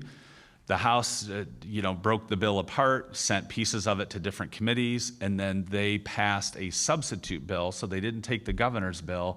They added their own spices and flavor to it, and then they passed that out of the House. That went to the Senate. And the Senate broke it apart. They sent the education portion of it to the education bill, and the other pieces went to their respective committees. They came back together, and they just recently passed their own version of the budget bill, which, by the way, is no surprise, not similar in many respects to the House bill or the governor's bill. So now what happens is the Senate bill goes back to the House. And they can do a concurrence where they can say, you know what, we liked all the changes you made, and we're just going to go with your bill. Right. So the chance of that happening, there was actually some conversation in the political arenas in Columbus where the Senate was really making an effort to make that happen, to have them accept their bill. But it sounds like the House is not going to play along with that. So what they will do is they will say no. And then what happens is they will have representatives from the House, representatives from the Senate come together, and they will hash out a budget deal. This has to be done by July 1st. That's when the state budget takes effect. So they'll have two members of the Republican caucus and one Democrat member of the caucus from each chamber come together, and certainly the governor, lieutenant governor, will be weighing in on what they'd like to see. So right now we have a Senate plan that is heading over to the House. We wanted to spend a little bit of time talking about that Senate plan because I believe the morning that we had the work session, it had just dropped late that afternoon, and then they voted on that in the next few days. So there's one change I wanted to highlight, and to those on the sideline, it's kind of a nuance, but it has some pretty far-reaching implications. So one of the things when they built the fair school funding model, 60% of, you think of, we talked about it at the work session, this teeter-totter. The state is on one end of the teeter-totter and local community is on the other, and that's the state share and the local share. And depending on your community, there is this balance. But how you calculate the community share was something that we actually, as the Fair School Funding Group worked on, they actually thought about it pretty deliberately to have a perfect balance for local residents. And what they did is they said, we would like to have 60% of what, the state share be 60% to determine what the state share is. Their portion of it, and then 40% is based on the local share. And in that 40%, we would like it to be based on the district's federal adjusted gross income per pupil, and also the 20% the adjusted as well. So this is the average, 20% is the average, 20% is the median, and that makes the 40%. So they were very thoughtful about that, and we'll talk a little bit about why. Because the Senate took out using the 20% of the median income in local school districts. Again, there might be some people that are saying, I thought median and average were the same. So we'll talk about the impact of that. So this really missed the mark because that one change in what the Senate did shifted the amount of funding between the House plan to the Senate plan by $500 million. Wow. So a $500 million swing based on this calculation. So the House said, we want to keep the 60-40 and have that 40 be 20 and 20. The Senate said, we'll do the 60 and 40, but we want the 40 to be all average. That, in our opinion, misses the mark significantly. So it just gives you an idea that for using the June 2nd foundation payment, the calculation they're using to pay public schools, you can see that it's a pretty large number. And that's what it would be under the House plan. And then you can see using the Senate, it is 330. It's a 7.8% difference here. Shift between, and what that says is the local capacity means that the residents have the ability to pay more. So under the Senate plan, what they're saying here is across the state of Ohio, we feel the residents of all the school districts in Ohio can pay more by 7.8%, which means the state is going to pay less. And when you drill down, and thank Randy for this, we see a 9.7% shift in that calculation between the House and Senate plan. So the Ohio Senate essentially is saying, listen, residents of Perrysburg, we feel that you can pay your share, that teeter-totter, 10% more than what you're paying now under their plan. So this is something that obviously is not very popular with local school districts. This shift from the states in what they're doing to local school districts. And the other thing that it does do is one of the things that in Randy's world, that prediction, that 5-year forecast, preventing that volatility, kind of knowing what you're going to get from year to year under the Fair School Funding Plan, you can do that much more easily than in past. But today, with this change, and the graph on the left is what happens when you rely on averages versus when you rely on the median. And so you can see how, imagine if there is one resident in your district who sells a share of their business. That changes the average significantly. So if you had a district in Southeast Ohio where you had one resident who sold a huge business for millions and millions of dollars, the state is saying, you as a community, even though no one else in your community got $1 more, that one resident has the ability to throw off that average for your entire community. And the state is saying your community got a lot wealthier.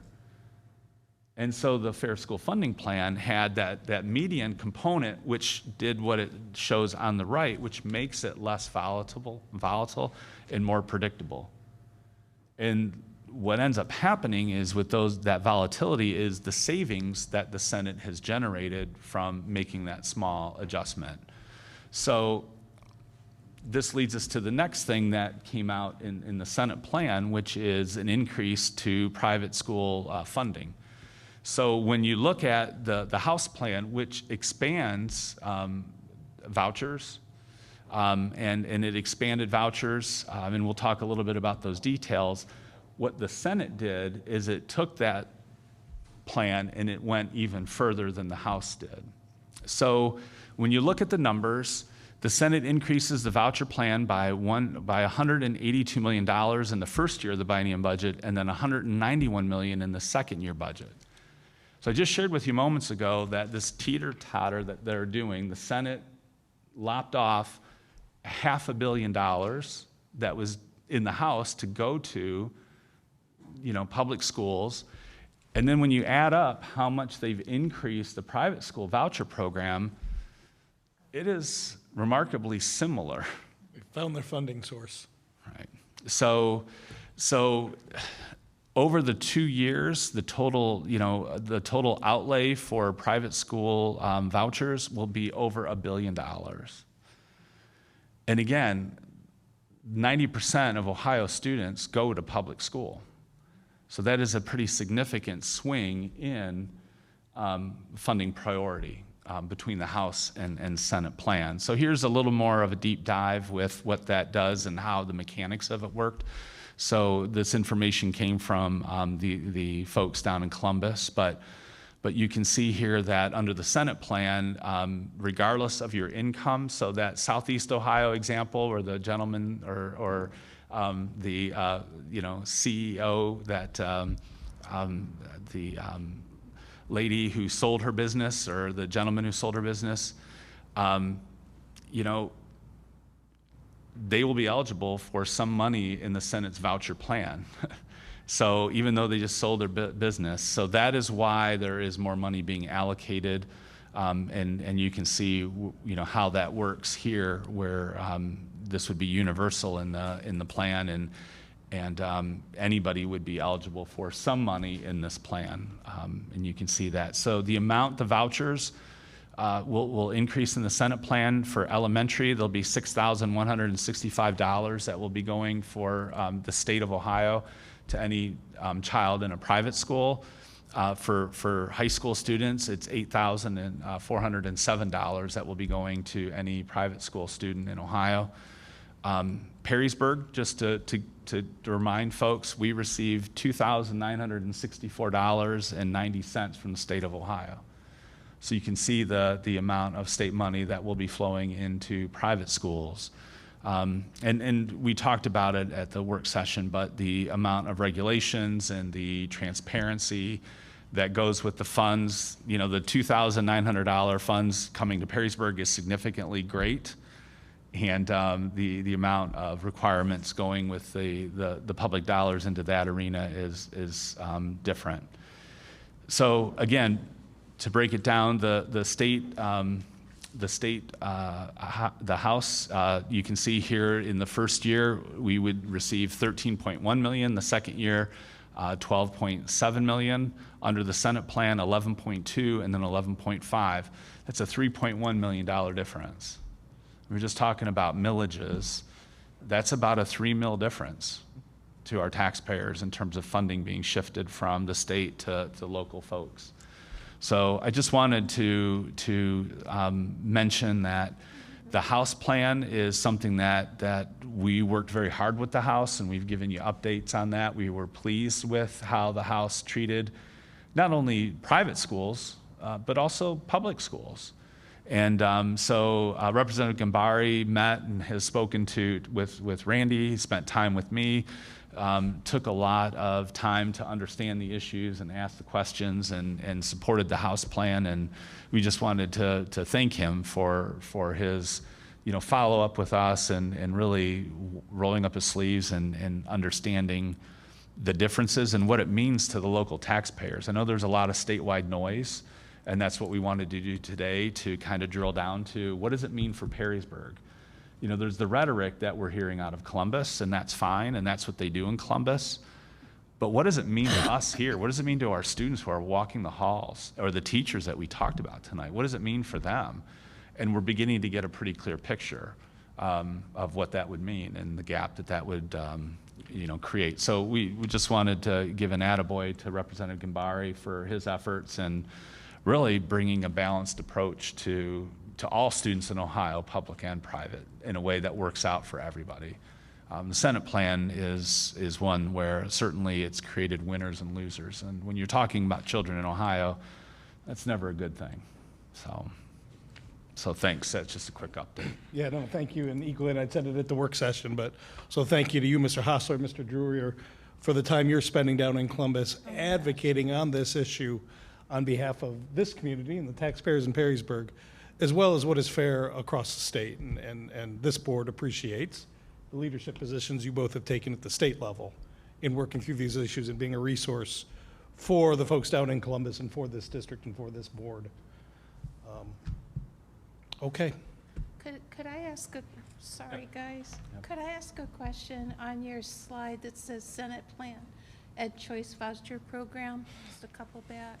Yep, that one. Could you explain the bottom? I think I know what it's saying. Could you explain the bottom bullet?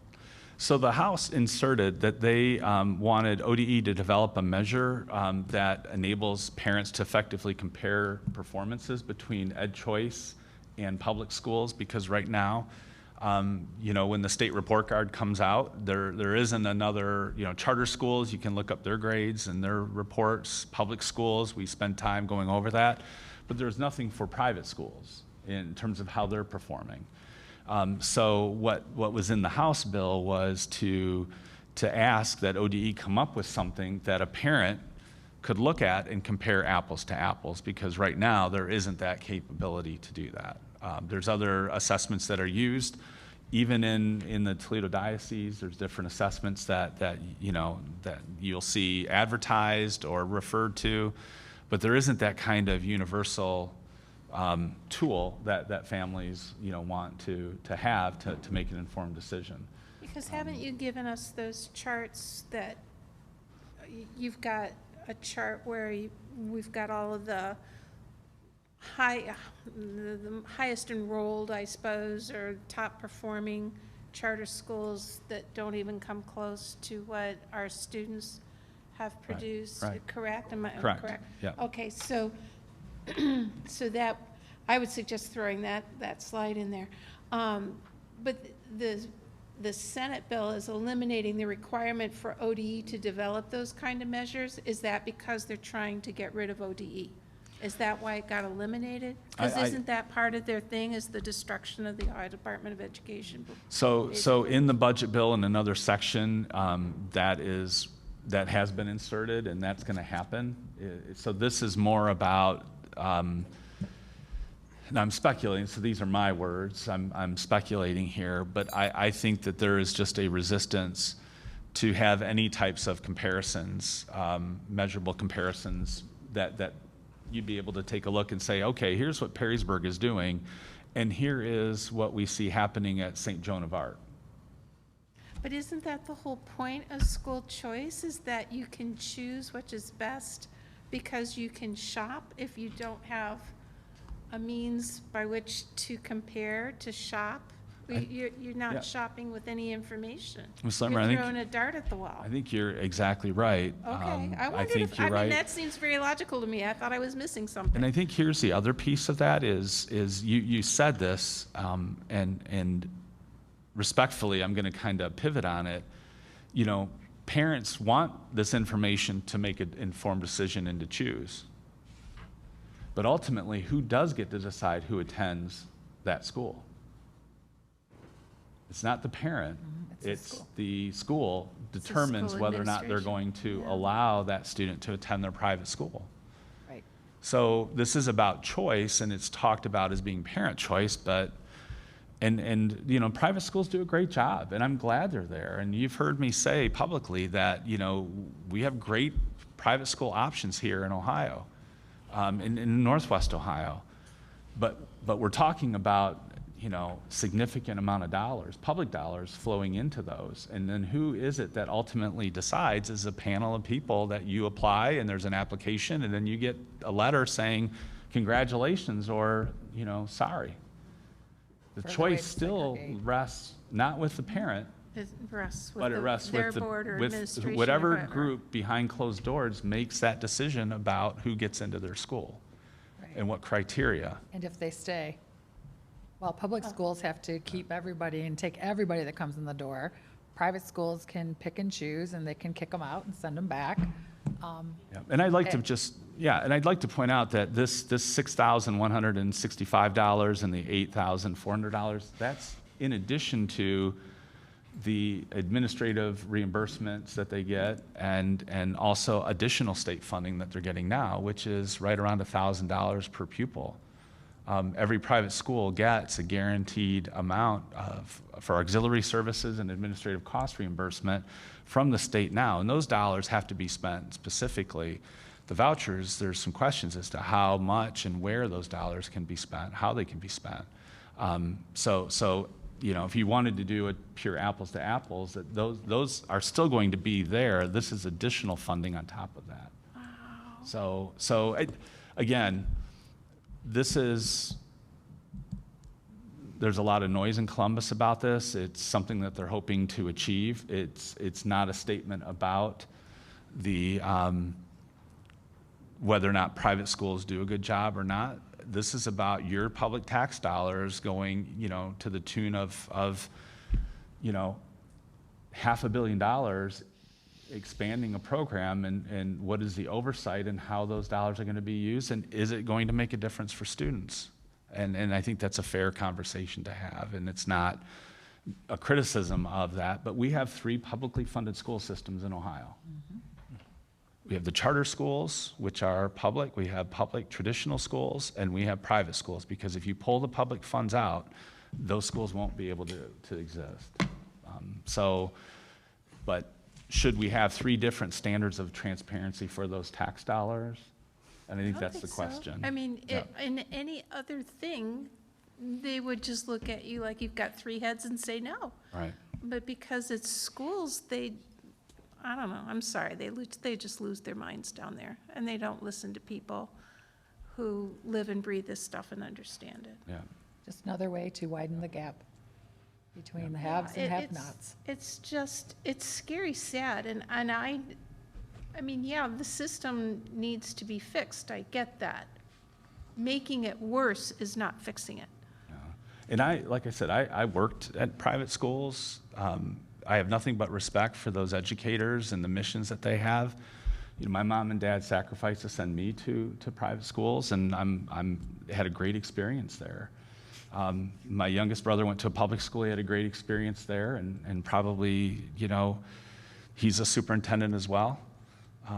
A golf course superintendent at a country club, so you can judge who came out a little bit further ahead between the public and private school outcome. But you know, so this isn't about that. But my mom and dad made those decisions. They would never have thought to go to the neighbors and knock on the door and say, we made the decision to send Tommy to a private school, and we'd like you to help pay for that. And that's what's happening today, and with the Senate plan especially. The House plan expands vouchers. It does.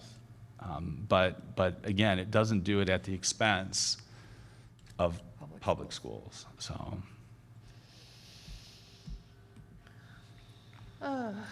Yeah, you get tired of hearing those people talk about things like that down in Columbus. You get the flyers in the mail. You get people who don't understand school funding. You get people shake their heads. It's not what you're saying is not right. Well, it is, but the truth hurts, right? Mm-hmm. I'm glad you speak up for it, Tom. I'm glad you do the work that you and Randy do. It's just like College Credit Plus. I mean, it's a great thing for our kids, but who's paying for it? Taxpayers, Yeah, right? Your it's neighbor. not free, is it? And again, if you look at how funding for Perrysburg schools, and people say, why you keep putting up a levy? Why you keep putting up a levy? Well, we always talk about growth, but if you know where your tax money is going and actually know where it's going, you realize, wow, I didn't know I funded that. I didn't know we funded vouchers or funded the parochial schools the way we do. So I appreciate everything, all the information you provide. I appreciate Haraz for what he's done. And I think the other thing too is, you know, sometimes the Senate will do things, the House will do things to go into those, you know, the last negotiations as a way to throw an extra chip into the pile, so they have an extra bargaining chip, knowing that the House really doesn't like this plan. So this could be, that's part of politics. So we've talked about it. Schools are the football. And when they get into conference committee, very likely the Senate maybe really isn't that hung up on it, but they're going to use this as a way to try to get something else that they want. So you don't know, so stay tuned. Yeah, and it's always the agenda of the politician and what they're running for and what they're trying to get. So we hear that coming from those folks that speak loudly down in Columbus. But appreciate what you and Randy do. Do you know how they choose the representatives and senators that go into the conference? Is it conference committee or consensus committee? Yeah, conference committee. Typically, it is it changes, but generally speaking, the chair of the Senate and House Finance Committee.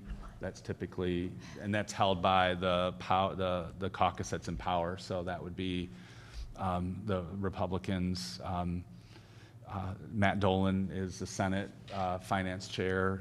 Jay Edwards is the House Chair. And then from there, you know, who that second person could be can vary. So, and then the Democrat is usually the ranking member. So Senator Vern Sykes out of Akron, and from the Columbus area. I can't think of her name. It would be the ranking chair there. So. Okay. One more thing, real quick. I don't like the analogy, Tom, that you use, that you go to someone's door and, pay. Yeah. Because I sent my daughter to a private school for 4 years, Rossford at the time, but I still paid the taxes and they didn't educate my child. So people still pay the taxes in the city they live. The school's not educating the child, so I think we see it a little differently. Yeah, I can understand that. I think that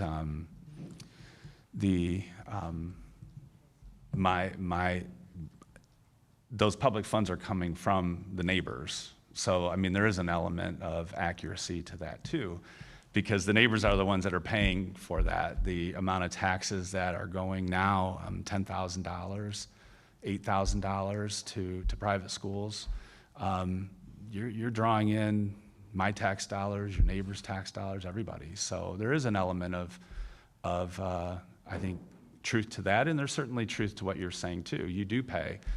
My other brother, who went to private school, is a firefighter, and thank goodness I've never had to call the fire department in my life, knock on wood. Why am I paying taxes to the fire department? I've never used them once.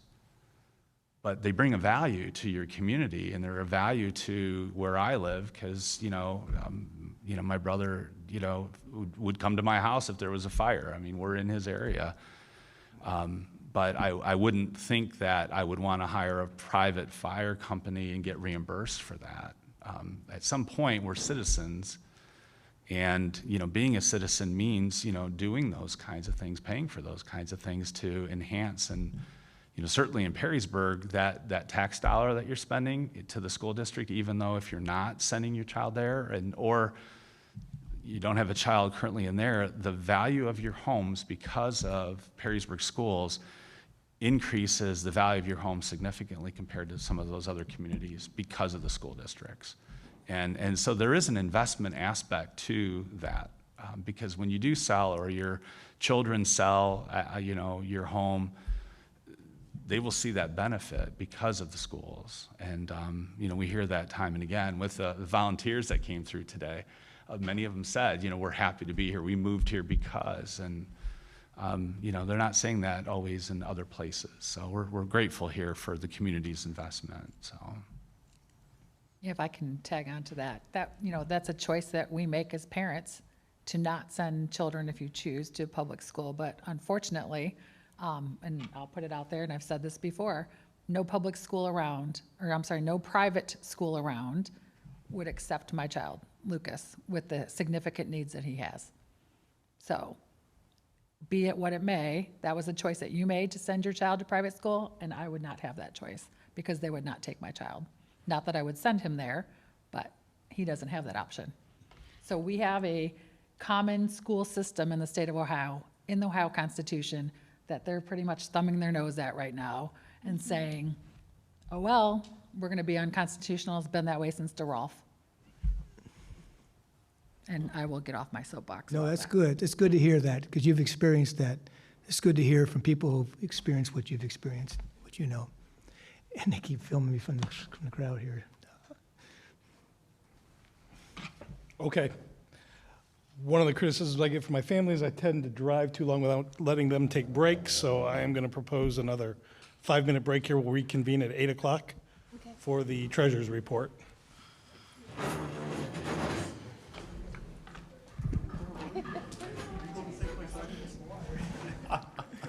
got to fill up with some water.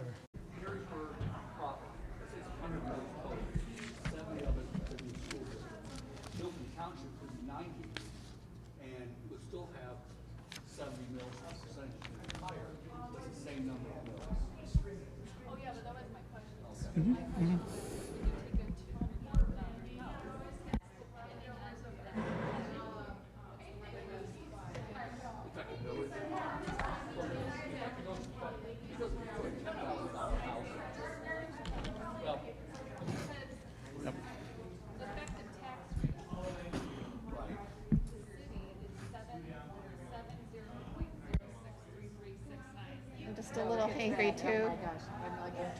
All right, let's bring us back together here. She did. Yeah, grab a candy. I don't know what that number is. It doesn't match anything. All right. We ready there, Mr. President? We are ready. We are Go back. for it, Randy. Knock our socks off.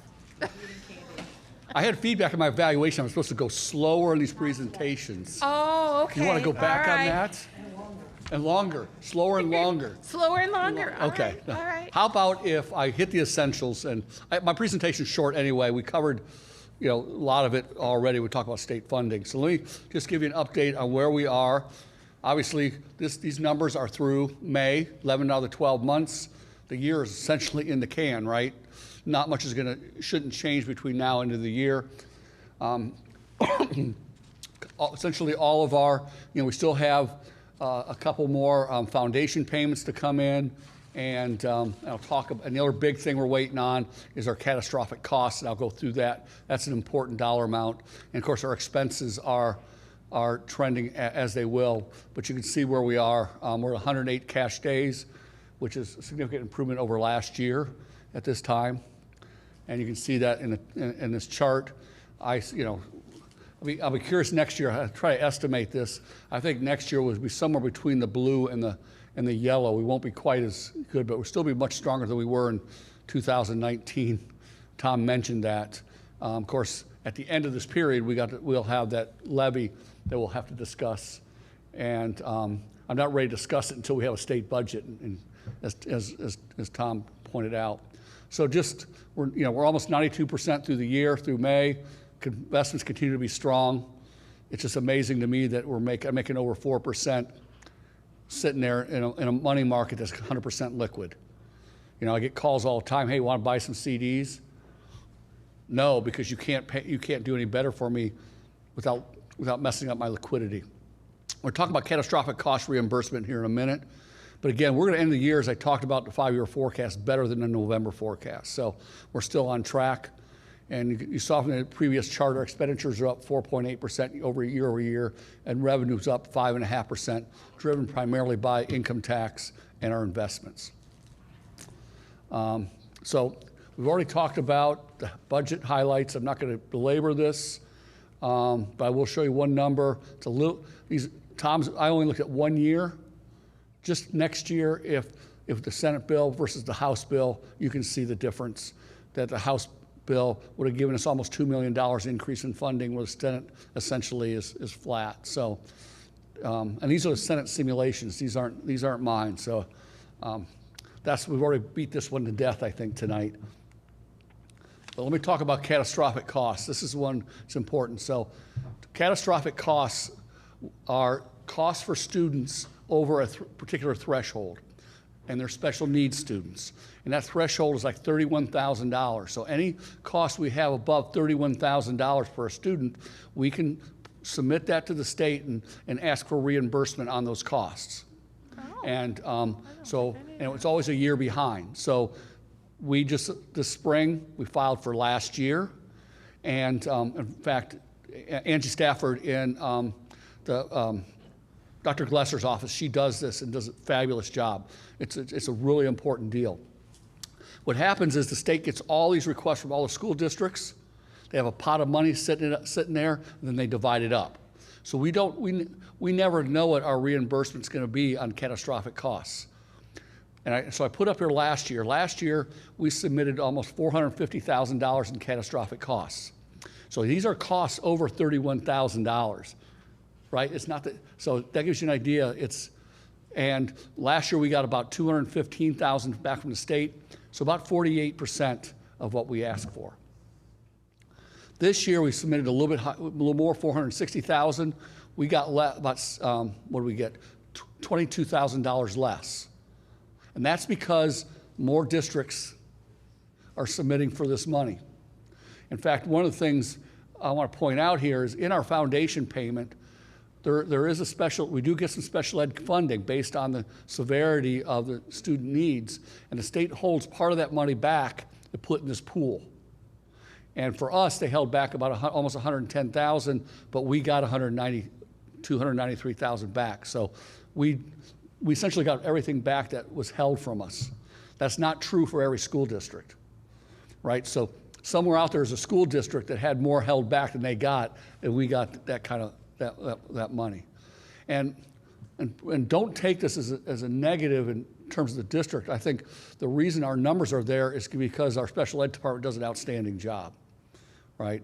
They really are focused on, and obviously Dr. Reffert can speak to that personally, but my experience has been they really do focus on what's a free and appropriate education in a least restrictive environment, right? And that least restrictive environment may be in an inclusive classroom. It may be a student sent off to a school or a facility that could better meet their needs. The point is they do that, that's their job, right? And even if a student leaves here, right, we could have some students, let's say at St. Rose, who are IEPs, we still have a supervisory responsibility for those students. We don't control their education, but we're still responsible for the IEPs and et cetera because they live in our district. So it's a testament to what we're doing. And the reason I bring this up is because this is a significant, obviously, cost pressure on us. And I looked at some numbers, because one of the things we have to do is we get about $1 million a year in what's called IDEA money. It's some special education money from the feds. And we have to show that we're maintaining our spending. Right? We cannot go down in what we spend on special education. I mean, you could, but for special reasons. And so last year, well, this year, we spent $11.5 million across all our special education services. Okay, so that gives you perspective. And again, it's not, please don't take it as it's not a criticism at all. It's what Dr. Reffert pointed out. When a child comes through those doors in a district, regardless of their needs, we have a responsibility to educate them. And I have a stepson who is a Lucas. I was telling Dr. Reffert, he went to public school and fabulous experience, got held back in first grade. In third grade, he had a full-time aide because he had self-control issues. He'd get mad and hurt himself. Graduated from high school completely included, went to Bowling Green. He's graduated. He's got an interview with NASA this week as an illustrator. So we know the system works. It works in Perrysburg. It worked in Pickerington. Obviously, I can't attest that the system works everywhere, but that's what our dollars are doing, and that's the greater good that we're into. So that's why I want to bring it up. This is a pressure that's going to continue, and we saw it this year in our hiring, the number of intervention specialists, occupational therapists, psychologists. Those things aren't going away. All right, so it's a challenge, and that's our job to try to help manage that challenge. So off soapbox. Just a couple other things, and I'll finish up here. On the agenda tonight, I'm asking you to approve final appropriations for 2023, and you're approving temporary appropriations for 2024. We can't spend money on July 1st unless you've appropriated the money. Our temporary appropriations are about 80% complete. In July, once I have all of our grants budgeted, I'll be back by September, we have to do a permanent appropriation. So those things are on there. And then there's also one more item on there that the board is authorizing me to do whatever I need to do to close the month, essentially.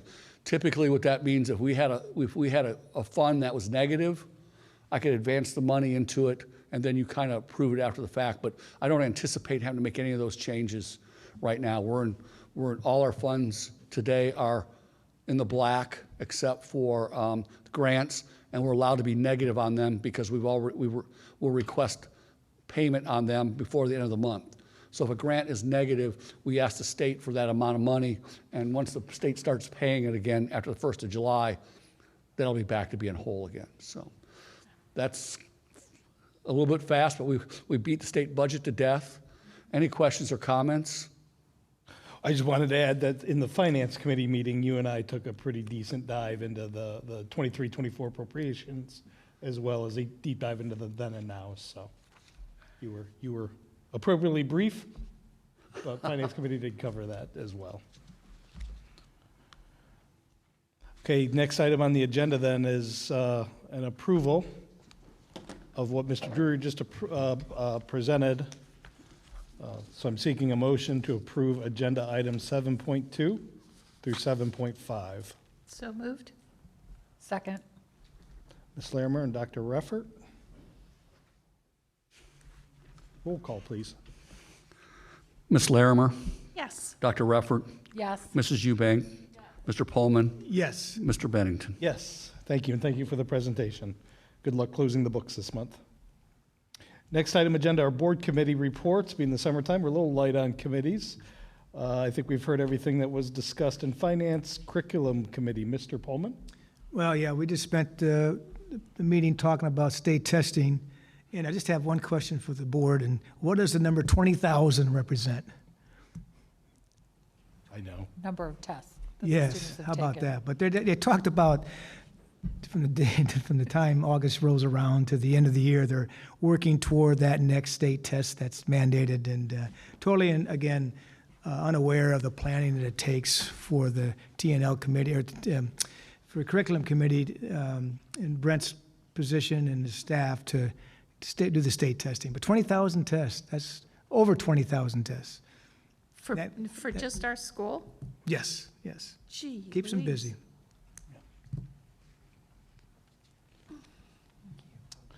Okay, Communications Committee, Mrs. Eubank? Kelly wasn't at the Oh, meeting. okay, sorry, Miss Larimer? Don't have my on mic on. Really, in looking through the notes, she nailed it. So if you have any questions, just for brevity, I'll go ahead and read that. If you have questions for me, give me a call or give Rachel a call. But I did want to point out the handbook. Rachel did a phenomenal job of getting the handbook, instead of one for this building, one for this building, one for this grade. She mushed them all together. And in mushing them all together, now they're online, so that it's super easy to access it. You're not thumbing through a bunch of stuff. There were some duplications. She's getting that and linking it all together. It's an amazing feat that she has done. It's a huge improvement. So just wanted to point that out to you on there. And a big kudos to Randy for adding his financial section to the spotlight, because that's meeting with a lot of community support. Okay, thank you, Ms. Larimer. Next, we will move into the consent agenda. Item 10, the consent agenda is meant to cover items 10 through 14.4, keeping in mind that we've already taken a vote on the principal administrative hires. So do I have that right? I believe I do. So I'm looking for a motion to accept the consent agenda. So moved. Mr. Pullman? Second? Ms. Larimer? Any discussion? Roll call, please. Mr. Pullman? Yes. Ms. Larimer? Yes. Mrs. Eubank? Yes. Dr. Reffert? Yes. Mr. Bennington? Yes, motion, consent agenda items passed. Next item agenda is item 15. Other items for consideration, non-consent. This is the resolution to proceed, resolution covering the school facility ballot language. I am looking for a motion for item 15. So moved. Mr. Pullman? Second. Ms. Eubank, or Mrs. Eubank? And roll call, please. Mr. Pullman? Yes. Mrs. Eubank? Yes. Dr. Reffert? Yes. Ms. Larimer? Yes. Mr. Bennington? Yes, motion passes. Next item, board discussion on any new business. I wanted to discuss, we all got the same email about the exchange student program that we have. And I don't know if we discuss it here and then take it to possible policy committee, but as someone who has hosted 3 exchange students in the district, I know what a wonderful experience it has been. And I would like to see, as we are a growing district, as we discuss all the time, that that number from 3 could possibly increase to accommodate families who have an interest in hosting. That's not to say every year we would get 5 students, But it would give the opportunity, again, as we grow, to have families have that experience. So I just wanted to throw that out there as a discussion with the board as to if anybody is interested in that, if anybody sees value in that, and where we go from there to possibly get that increased. Well, any comments from board members? I'm not really sure how that number is even chosen. It seems to me as if the principal of the high school is the one who chooses that number based on how many extra people they can take in, correct? Isn't it in current policy? So it is, so yeah, so it It's is a current policy, yeah. And I do think, I would agree that that discussion would start in the policy In committee policy, to okay. get an understanding of where that number's generated, and then bring it forth for the board. That policy committee can bring it forth for the board. Okay, I'm on policy, so I will do that at our next meeting. Yep, yourself and Mr. Pullman, so. Thank you for clarifying the process. Any other board discussion on new business? Seeing none, there was no sign up for the second public participation section. So with that, I am looking for a motion to adjourn. So moved. Second. Give it to Lori. So we'll Give give it that to one to Lori. Dr. Refford and Ms. Larimer, and roll call, please. Dr. Reffert, Yes. Ms. Larimer, Yes. Mrs. Eubank, Yes. Mr. Pullman, Yes. Mr. Bennington. Yes, board, there was a lot of good work that was done tonight. We saw a lot of Yes, stuff that's been in the works absolutely. for a year, so thank you for helping grind it out. We are adjourned.